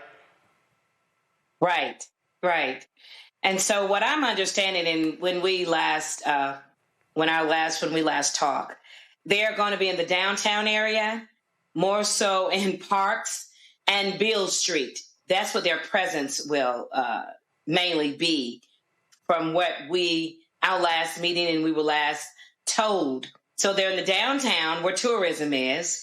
And of course, Beale Street is our big tourist place.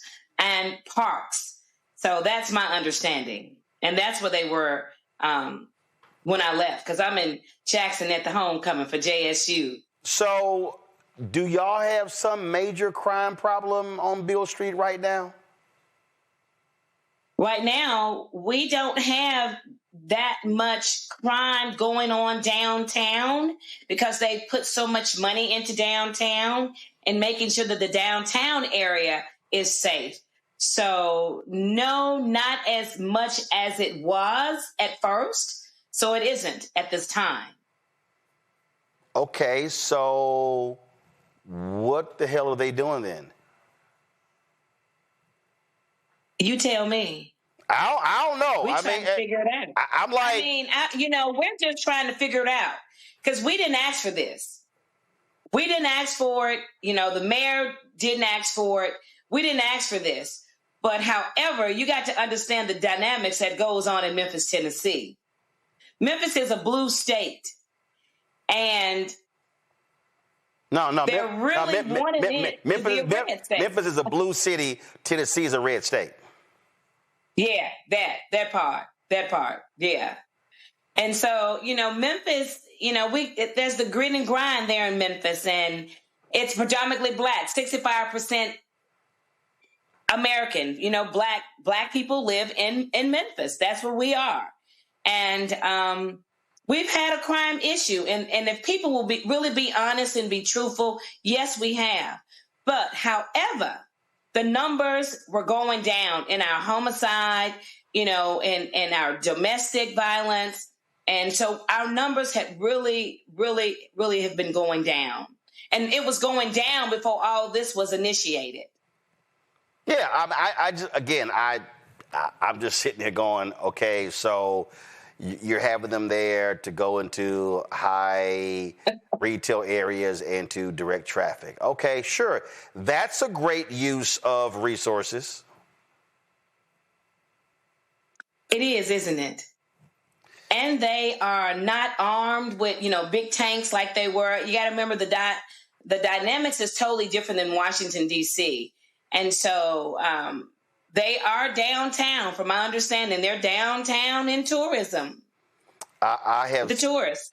Listen, I have said this numerous times, and I'll say it again. This is nothing about a big-ass TV show. This is a TV show. It's all about the spectacle. It's all about the flash. That's all this is. It's not actually about dealing with the issue. It is Donald Trump desperately. It's the TV show. Yeah, it's a pony and horse show. It's a total pony and horse show. And as I always said from the beginning, when Kash Patel said that Memphis, Tennessee was the most dangerous, we should have cut him off at the knees then. But nobody said anything. And that was a light bulb. That should have been a light bulb. That should have been a red flag that had gone up and said, is something brewing in the background? And no one said anything, not one thing. Even when I said something in August, I said, they're planning on bringing the National Guard, but the picture is bigger than the National Guards, okay? It's bigger than that. Yeah, but we got 33 federal agencies. We got 33 federal agencies in Memphis. Really?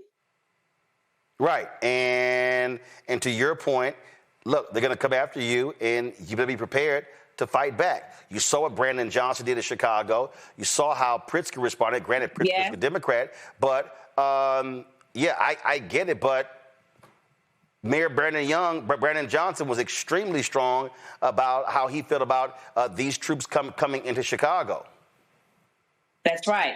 That's right. Very, very pushback. He wasn't going for it. He wasn't going for the bullying. He just wasn't going for the rhetoric that, this administration brings. And it's just, we'll see. I'm just waiting for the numbers, and we'll see. I'm waiting to see the numbers. What the real outcome would be, what's the sustainability after all this is over, whenever they decide to leave. I hear it, they're going to be there maybe a little bit longer than 90 days. So we'll see what happens in Memphis, Tennessee. Because the federal agencies, now they got the people kind of spooked, and is really sad to me as far as we had a lot of problems with paper tags. Manufacturing paper tags and people not being registered and all of that. And we have a permitless gun law, which is reckless. So this whole thing to me was a game strategy set up. You're going to make a permitless law in the state of Tennessee. We asked the governor, we asked him to carve Memphis out of this until we get things under control, in which we were headed down the right path. We were getting things under control. However, when you don't have men with balls and you got Dollar General and Family Dollar balls, and you can't stand up and tell them, no, you're not coming. We're doing good. This is the result that you get in your city. Damn. Dollar General Family Dollar balls. Okay. You okay, Matt? Matt, you okay? That's hilarious. That's funny. Matt, you get the first question, the councilwoman. No, come back to me. Candace, come back to me, please. Candace, go ahead. I'll lost my train of thought there. But this is part of the game, right? We know that Trump comes out to be a victor because, listen, if you have the FBI on the ground and they have arresting powers, unlike the National Guard, you're going to have crime that goes down. I mean, anybody with an accent or anybody whose papers are in order one bit, they're not going to be on the streets. So you mentioned sustainability. I'm wondering, what has it been like actually going downtown? If you have been there, what's the atmosphere? Can you take us down there? Well, my office is downtown. It's on Main Street. And so I haven't been downtown since the NG's been here. They got here today in their boots on the ground. I hear they're visible. However, it's a game. It's a game. And if you're just going to sit back and play this game, because see, it's two games that people talk about. This is just an absolute game. He said that he's coming to save Memphis, and he can't even save himself, never alone save himself. So how he's going to save Memphis and change the numbers? So like I always say, and I will always say, Everybody talk about checker and chess. No, this ain't a checker and chess. This a Ouija board that you playing on. And if you ain't spiritually connected and you can't see where they're going with this, yeah, you're going to fall for the tricks. And you're going to fall for the falsehood and the lies and the rhetoric and all the other foolishness that's going on. This ain't no checker, nor is this chess. They playing straight from a Ouija board. Michael. I'm writing down everything you're saying today. These are one for the books of the Ouija board. I thank you. Thank you for your answer. Yes. All right. Thank you, Councilwoman Cooper Sutton. Yes, straight from a Ouija board. I never heard that one before. The Associated Press back on September 12th reported that Donald Trump said that he decided to send troops into Memphis, Tennessee after Union Pacific CEO Jim Vena, who used to regularly visit the city when he served on the board of FedEx, urged Donald Trump to address crime in the city. Can you talk about that? Do you know anything about that? I have no validation on that. I don't have any validation on that. I don't know if that's one of his, he's a notorious liar. He will lie. Right. So I don't know. Right. Let's call a spade a spade. Right now, for Black Americans, it's very critical for us. And for a Democratic, we are at Memphis is a blue state, so it's very critical for us. And so we got to take everything that they're saying and turn this around and use it and capitalize off of it at the best way that we know how to capitalize off of it. And it is what it is. It's a dog and pony show. That's just what it is. Right. Right. And that was my second point of my question. The community organizations, the community violence intervention organizations that have been working to bring the crime statistics down, things like this. Have they been talking about continuing what they're doing, ramp things up? Has there been talk in the community about what to do on the ground level with the troops there and the 13 federal agencies, things like that? Well, the organization that I have been in contact with, they gave me a list of demands of what they wanted to see and what they didn't want to see.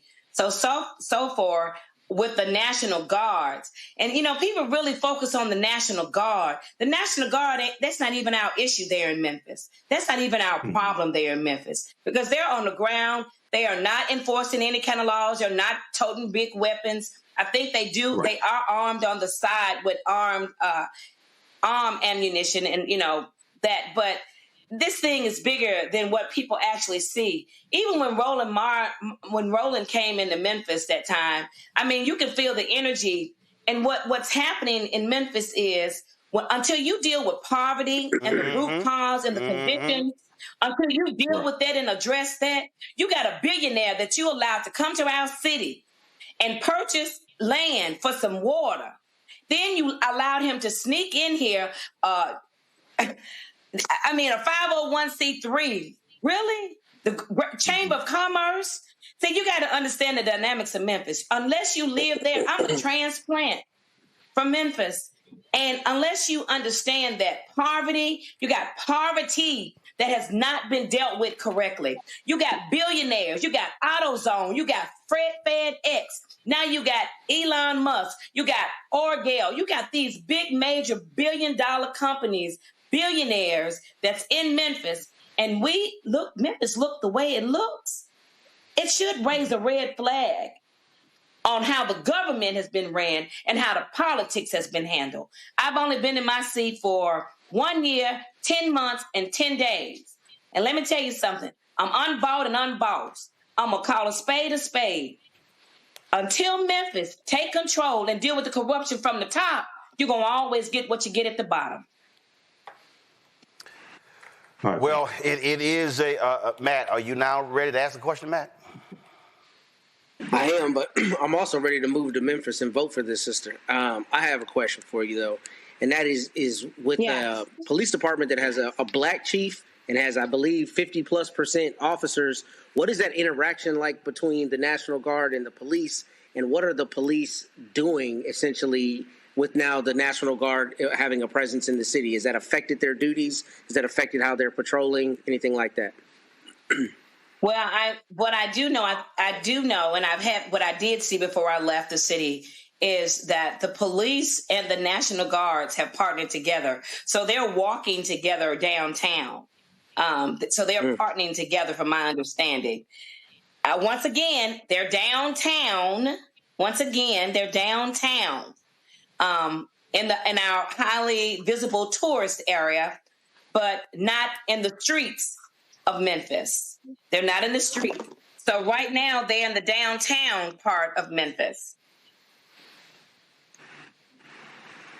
Which means that they are not. So you make it make sense. Yeah, which means that they are not in the most impacted areas. And so you claim you're there for the most impacted areas, but you actually are not. Again, it's all about a television show, and I'm sure Ice Barbie Christy Nome has sent more cameras to record what they're doing, so they can churn out more government-sponsored propaganda videos like they did in Chicago. I'm sure. It's just, let me tell you, all this happened so fast. We could have stopped this at the door, but hey, we're here. And so we'll see what happens. We'll see the real numbers. You know, like I asked the chief at our city council meeting, I want to know the numbers, what you're actually doing, the work that you have been actually doing, the data, the work that you have, the Memphis Police Department, the people that's going to be here, that's going to stay here. I want to see actual numbers. I don't want numbers combined together. I want to see what you all have actually been doing since they've been here and the numbers that they have since they've been here. Well, to me, that is a legitimate request. Councilwoman, we appreciate it. Glad you could join us. And we'll be following what happens in Memphis. And again, look forward to having Mayor Paul Young come on the show and talk about it. I will talk to the mayor, and I will let him know that you're requesting his presence, and I'm sure you will get a response. All right. We appreciate it. Thanks so much. All right, folks. Going to go to a break. I'll be right back. Roland Martin Unfiltered on the Black Star Network. This week on The Other Side of Change, we are talking about the government shutdown and how it's impacting our everyday lives, including our pocketbooks. These motherfuckers are crazy as hell. They are willing to shut down the entire government, to force people to pay more in their health care, to subsidize tax breaks for the wealthiest people. You're watching The Other Side of Change only on the Black Star Network.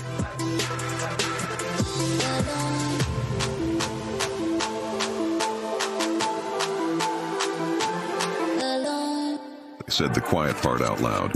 Black votes are a threat, so they erased them. After the Supreme Court gutted the Voting Rights Act in 2013, Republican legislatures moved fast.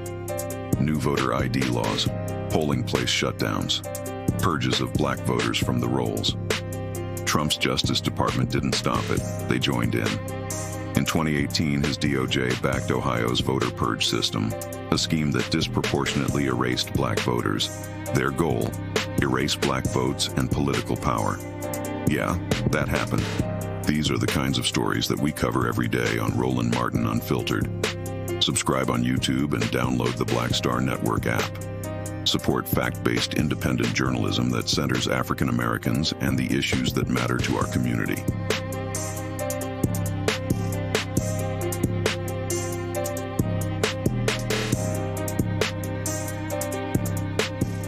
Hey, I'm Mark Morial, President and CEO of the National Urban League, and I'm watching Roland Martin Unfiltered.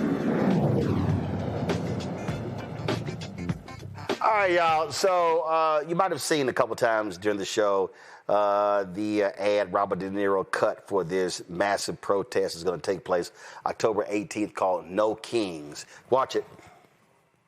The original No Kings protest was 250 years ago. Americans decided they didn't want to live under the rule of King George III. They declared their independence and fought a bloody war for democracy. We've had 2.5 centuries of democracy since then, often challenging, sometimes messy, always essential. And we've fought in 2 world wars to preserve it. Now we have a would-be king who wants to take it away, King Donald I. Fuck that.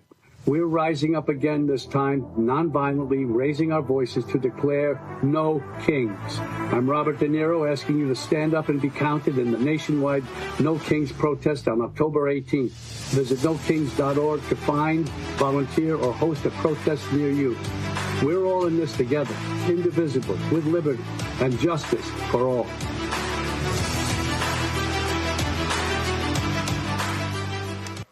righty then, Mr. De Niro. So Speaker Mike Johnson, if y'all want to see how stupid these people are, this is literally what he said from the podium. I'll turn it back over to the leader. We take some questions, but we've heard, and many of you have reported already, this Hate America rally that they have coming up for October 18th. The Antifa crowd and the pro-Hamas crowd and the Marxists, they're all going to gather on the mall. We got some House Democrats selling T-shirts for this event. It is an outrageous gathering for outrageous purposes, but the Democrats in the Senate have shown that they're afraid of that crowd, that they don't want to bow, that they want to bow to them, bow the knee to them, and they don't want to take incoming from them. And so they're willing to hold the American people hostage so that they don't have to face an angry mob that's a big chunk of their base. Now, if that's a rumor, they need to come out and clarify that it's not, but that is what we are hearing is their actual motivation, and it is outrageous. All this has got to come to an end. I'm sorry, does he sound a bit unhinged? Candace, wasn't there a No Kings protest earlier this year, and now all of a sudden it's the Antifa rally?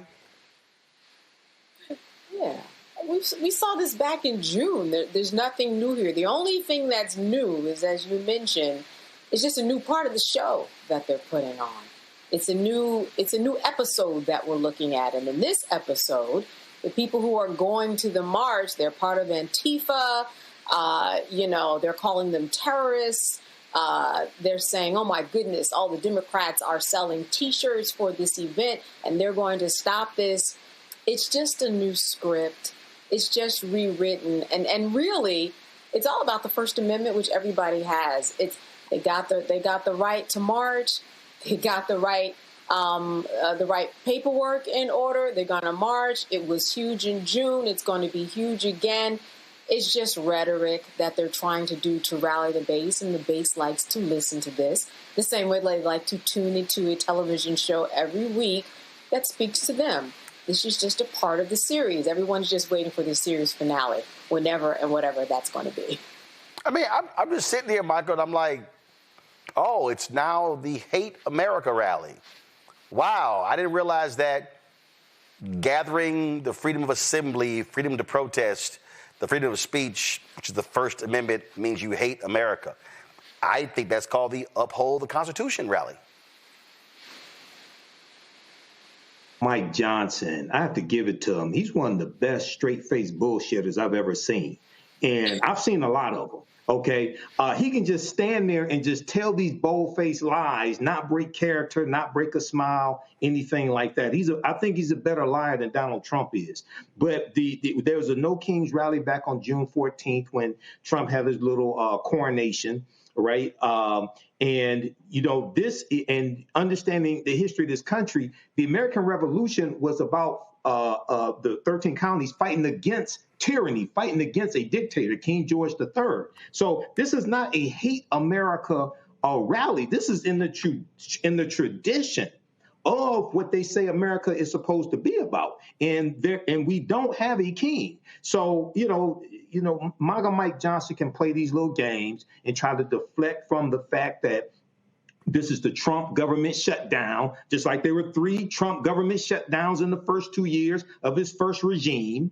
Okay, so but in addition to the protests that take place on the 18th, that needs to be combined with targeted, sustained economic withdrawal strategies. It's one thing to have a mass protest and massive protests across the country one day.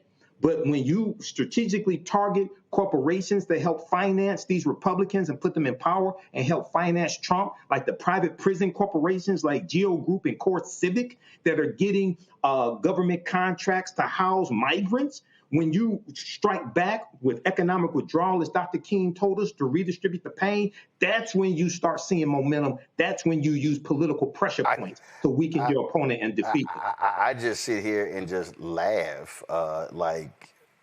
Really? Y'all that? I mean, before I go to Matt, let's just play Lil Mikey again. Come on, Lil Mikey. Go ahead and lie to us again. We're the leader. We take some questions, but we've heard, and many of you have reported already, this Hate America rally that they have coming up for October 18th.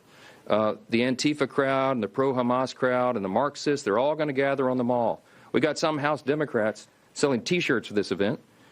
It is an outrageous gathering for outrageous purposes, but the Democrats in the Senate have shown that they're afraid of that crowd, that they don't want to bow, that they want to bow to them, bow the knee to them, and they don't want to take incoming from them. And so they're willing to hold the American people hostage so that they don't have to face an angry mob that's a big chunk of their base. Now, if that's a rumor, they need to come out and clarify that it's not, but that is what we are hearing is their actual motivation, and it is outrageous. All this has got to come to an end.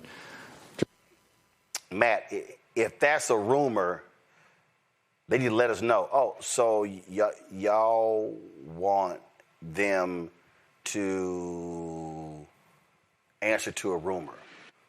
Well, Senator Bernie Sanders decided to go and answer little Mikey. Here's what he said.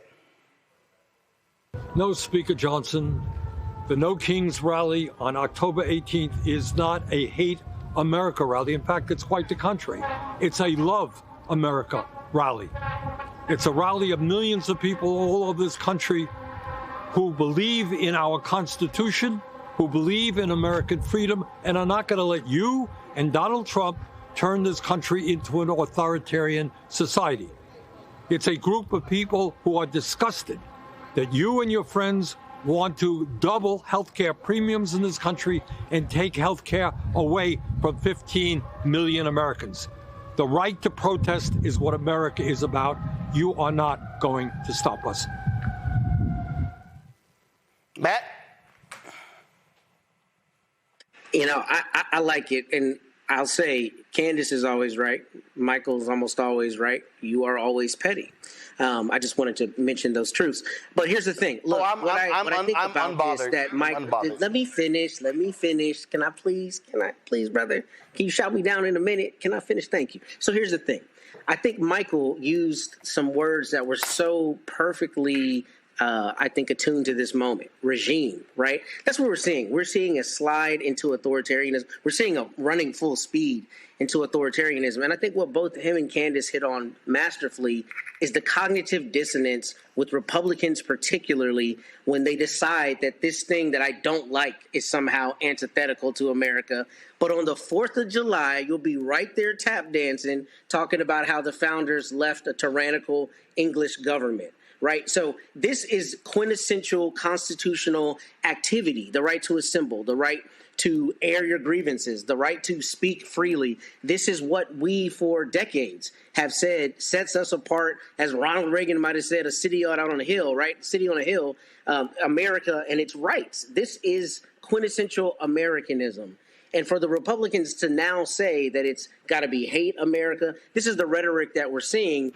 And what's scary about this is the people who are buying this drivel are the same people who for a long time claimed they're a part of a party of values and morals. You just cannot have it both ways. And that's what we're seeing. We're seeing the Republicans trying to use it as both a battering ram and as a shield when they think it's advantageous, depending on how to play it in that perspective.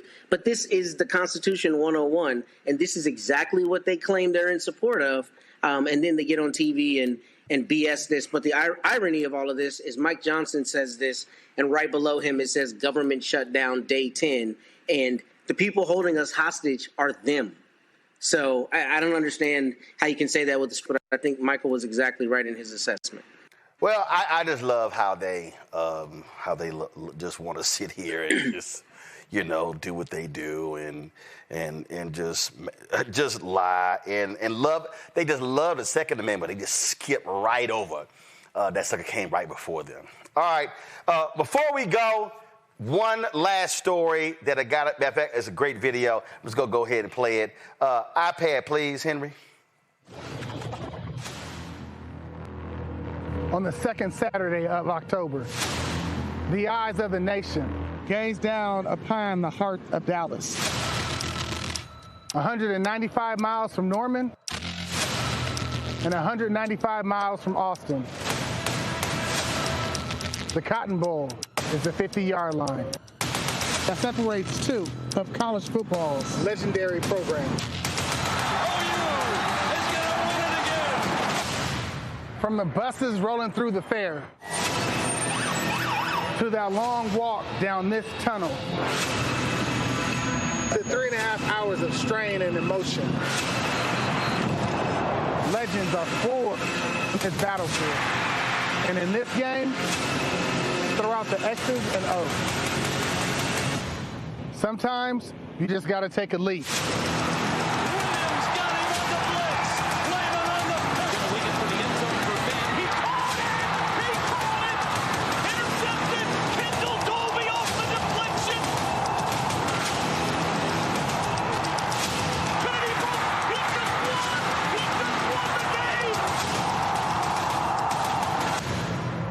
Tomorrow, we take our hat back.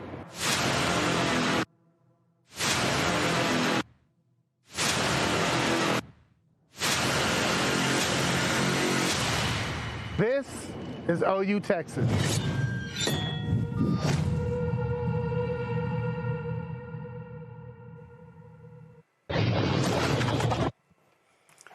Just want to go ahead and play that for you, Matt. I mean, you know, I know you keep talking about how you went to Howard and it's Howard, HU, you know, all that. But you always flash and hook 'em horns. So I'm going to flash you something today that I ain't going to wait till Monday.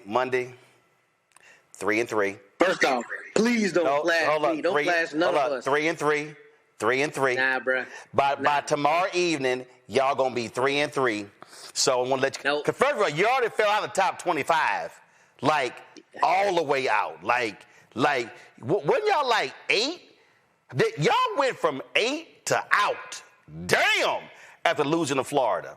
So I know it's October. I don't need to hear any horror stories. No. I'm just stating some facts, right? Are y'all gonna be 3-3 tomorrow? I think we talked about petulant children and bullies earlier on this show. What? Stands to reason, my brother. That might be you right now, but all I'm going to tell you is my beloved parents are at that game. They're going to get that dub tomorrow. I'm glad they got the Dallas safe. Y'all enjoy the game. Your parents going to be at the game tomorrow? For decades. Red River Shootout, yeah. Because they're real about it, and they know Texas getting the dub tomorrow. Let me just go ahead. Let me just go ahead and tell your parents, listen, I want y'all to enjoy the state fair. I want y'all to get some corn dogs. I want y'all to get I want y'all to get some fried Oreo cookies. Don't do it. Because y'all gonna need some comfort food. Y'all gonna need some comfort food after y'all lose. Because Arch Manning, he ain't it. Yeah. So this is the end of the show, right? I'm ready to sign off. Any thoughts? Any thoughts, Candace, Michael? Anything for Matt? Any prayers for Matt? All I'm gonna say is hook 'em. I just didn't know what's more classic. His face as he was watching what you played, or the comment that we had earlier about the Ouija board and the Dollar General man. Oh no! Was classic. Was classic. No, was classic was his text last week. What did my text say? Man, I'm at an event. Don't spoil my dinner with this bull. I was so mad. I was wearing an orange suit, too. That's the worst part. And they took that L. But you know what? Stop. Don't happen. Your ass was wearing an orange suit. It was fly, too. I got you. It was crispy. I ain't going to lie to you. But that's not the point. Don't mess up my dinner with your BS. Please send us a photo of this crispy orange suit. Mm-hmm. All I'm going to say is we're getting the dub tomorrow, Roland, and you're going to have to eat your words next week. And we definitely are going to wax that ass. If I roll a video back from last Friday, you were highly confident y'all were going to beat the Gators. Hey, but you know what? But at 7:13 p.m. Central last Saturday. Don't do it, man. You got a chomped text. So, yes. So the moment it comes up on my watch, I just instantly dread. Instantly. You can't say orange suit and just expect us to get off that. Matt. Hey, it was crispy though. I ain't gonna lie to you. Look, hey. Yeah, you're gonna have to show that one to us. I'm not gonna do that. I'm not. Why would I do that, Michael? Come on now. You said it's crispy. I can't let King Petty try to roast me in front of America. You said it. Happen. If you so confident in your crispy orange soup. It's the truth. It's the truth. Hey, if anybody was at the event with Matt last Saturday, y'all do me a favor. Y'all send a photo. Send me a photo. Email me a photo. Go to info@RolandSMartin.com and send me Matt's crispy orange soup photo. Check it out, Ron. Check it out, Ron. When we get this dub, you're going to have to grab them Dollar General balls and call me and admit that we got this dub. So be ready, man. Matt, you were talking. Their outfits and then their get-ups. I don't know if you lean over to the get-ups. Candace, don't do this, Candace. Don't do this, Candace.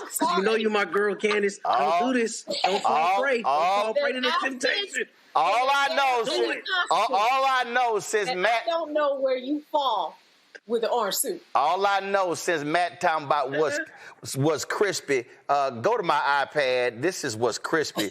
This is the AP Top 7. I don't even see y'all in it. I see my Texas A&M Aggies number 5. I see OU number 6. Let me go ahead and scroll down. No, I don't see y'all in that second group. I don't see y'all in that third group. Yeah, I don't see. Damn, Cincinnati got more votes than y'all did.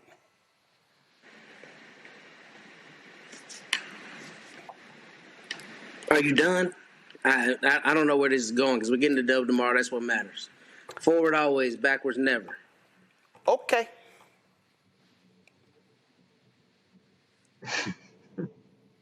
That's what we're going to see. We're going to see this. And then we're going to see horn sawed off. All right, y'all. Yeah, see, you can't even talk. Go ahead and sign off, Charlie Pride. Oh, no. No. Hold up. I can sign off when your team is 5-0. Oh, don't do it. You can sign off. Don't do it. I can't wait till we beat y'all in November. When your team is 3-2 and they're going to be 3-3 tomorrow. Gag them. That's all I'm gonna say. Then you're going to need to order some extra crispy chicken to make you feel good after y'all lose. So it's going to be a lot of comfort food available at the State Fair of Texas at the Cotton Bowl in Dallas tomorrow because it's going to be a lot of orange tears, and they will probably a lot of them are MAGA, but it'll be burnt orange tears. I can't wait. Now, I know you ain't going to talk about MAGA and Texas A&M. Don't do it. I'm just simply saying it's going to be a lot of MAGA tears. Both y'all orange. It's more in College Station, you know. Both y'all orange. It's all good. Candace, we appreciate you being on today's show. Michael, thank you. Michael, you got a reprieve from your little organization. And so, Matt, what time is the game tomorrow, Matt? That's like 2 o'clock, right? I think it's 2 o'clock. Okay, 2 o'clock. Right? So it's 2 o'clock Central or Eastern? Central. Cool. So you'll be here for me about 5:15 Central tomorrow, Matt. All right. Cool. And I want you to tell America after we get this dub. Okay. Go ahead and tell me. Y'all know Matt ain't y'all know they're gonna lose. And then Matt gonna go in the witness protection program. All right, y'all. Candace, Michael, Matt. I appreciate it. Thanks a lot. Yeah, don't wear that orange. Yeah, Matt. Here we go, Matt. If y'all lose tomorrow, you gotta wear that crispy ass orange suit on the show tomorrow. E2 Brute is all I gotta say to you, Candace Kelly. Yeah, that's right. You should never mentioned it. That's right, y'all. Hey, it was fly. If y'all lose, you gotta wear that crispy ass orange suit on the show next Friday. I'll do it next week. Okay. Okay. All right. Send it to the cleaners. All right, y'all. I'll see y'all later. Folks, we got to go. If y'all want to support Roland Martin Unfiltered, absolutely do so. First of all, on Monday, I'm going to be live from Georgia. My man Brian Jordan is having his Celebrity Golf Classic, so I'll be live from that tournament on Monday, so look forward to that. But if y'all want to support, first of all, also shout out Edwardswater University. These ain't their colors, but they gave me a black and gold shirt because, ain't nothing there in blue and white or purple and gold or any of that. So that's how they rock it. So they gave me this black and gold shirt. We went to Edgewater University. So shout out to Edgewater University. So again, Monday, I'll be in Georgia from Brian Jordan Celebrity Golf Classic. Support the show, folks. And if you want to give to our show, please do so. Use by Cash App. Use the Stripe QR code. That's credit cards as well. Bottom left-hand corner. Cash App. Again, Stripe QR code. PayPal, R. Martin Unfiltered. Venmo, RM Unfiltered. Zelle, Roland at RolandSMartin.com. Roland at RolandMartinUnfiltered.com. Check some money order. Make it payable to Roland Martin Unfiltered, P.O. Box 57196, Washington, D.C. 2003 7-0196. Download the Black Star Network app. Apple phone, Android phone, Apple TV, Android TV, Roku, Amazon Fire TV, Xbox One, Samsung Smart TV. Be sure to get a copy of my book, White Fear, How the Browning of America is Making White Folks Lose Their Minds, available at bookstores nationwide. Be sure to get the audio version I read on Audible. If you want to, of course, get our Roland Martin Unfiltered Black Star Network swag, please do so by going to shopblackstarnetwork.com. We've got T-shirts, merchandise, hoodies, wall art, mugs, all that good stuff at shopblackstarnetwork.com. All these products you see to my left right here, these all are black-owned companies. These products are available also at shopblackstarnetwork.com. You see our gear. You see the scrubs right there. You see that car cleaning solution. You've got skincare products. You've got relishes. You've got sauces, crossword puzzles, toilet paper, backpack, HBCU gear, all sorts of stuff. Again, go to shopblackstarnetwork.com, our marketplace, shopblackstarnetwork.com. Don't forget our podcast, audio podcast, available on all platforms. You can download, do it through iHeartRadio, go to Spotify, Amazon Music, Apple, all those platforms. And, of course, you want to support the work that we do, please download the app Fanbase. That's right. Get the social media app Fanbase. You want to invest, go to startengine.com/fanbase, startengine.com/fanbase. Thursday of next week, we're going to be on the road, y'all. That's right. We're going to be at, show it. Let's go. We're going to be doing a broadcast right there, y'all, from Virginia State University. That's going to be on October 16th, 6 p.m. at the Multipurpose Center. Can't wait to be back on campus. I did the commencement there a few years ago and had a great time and look forward to being back. So we'll be at Virginia State broadcasting live on that day, October 16th. Folks, that's it. I want y'all to have a fabulous weekend. Be safe, be well, and we'll see you on Monday right here. Roland Martin Unfiltered on the Black Star Network. How?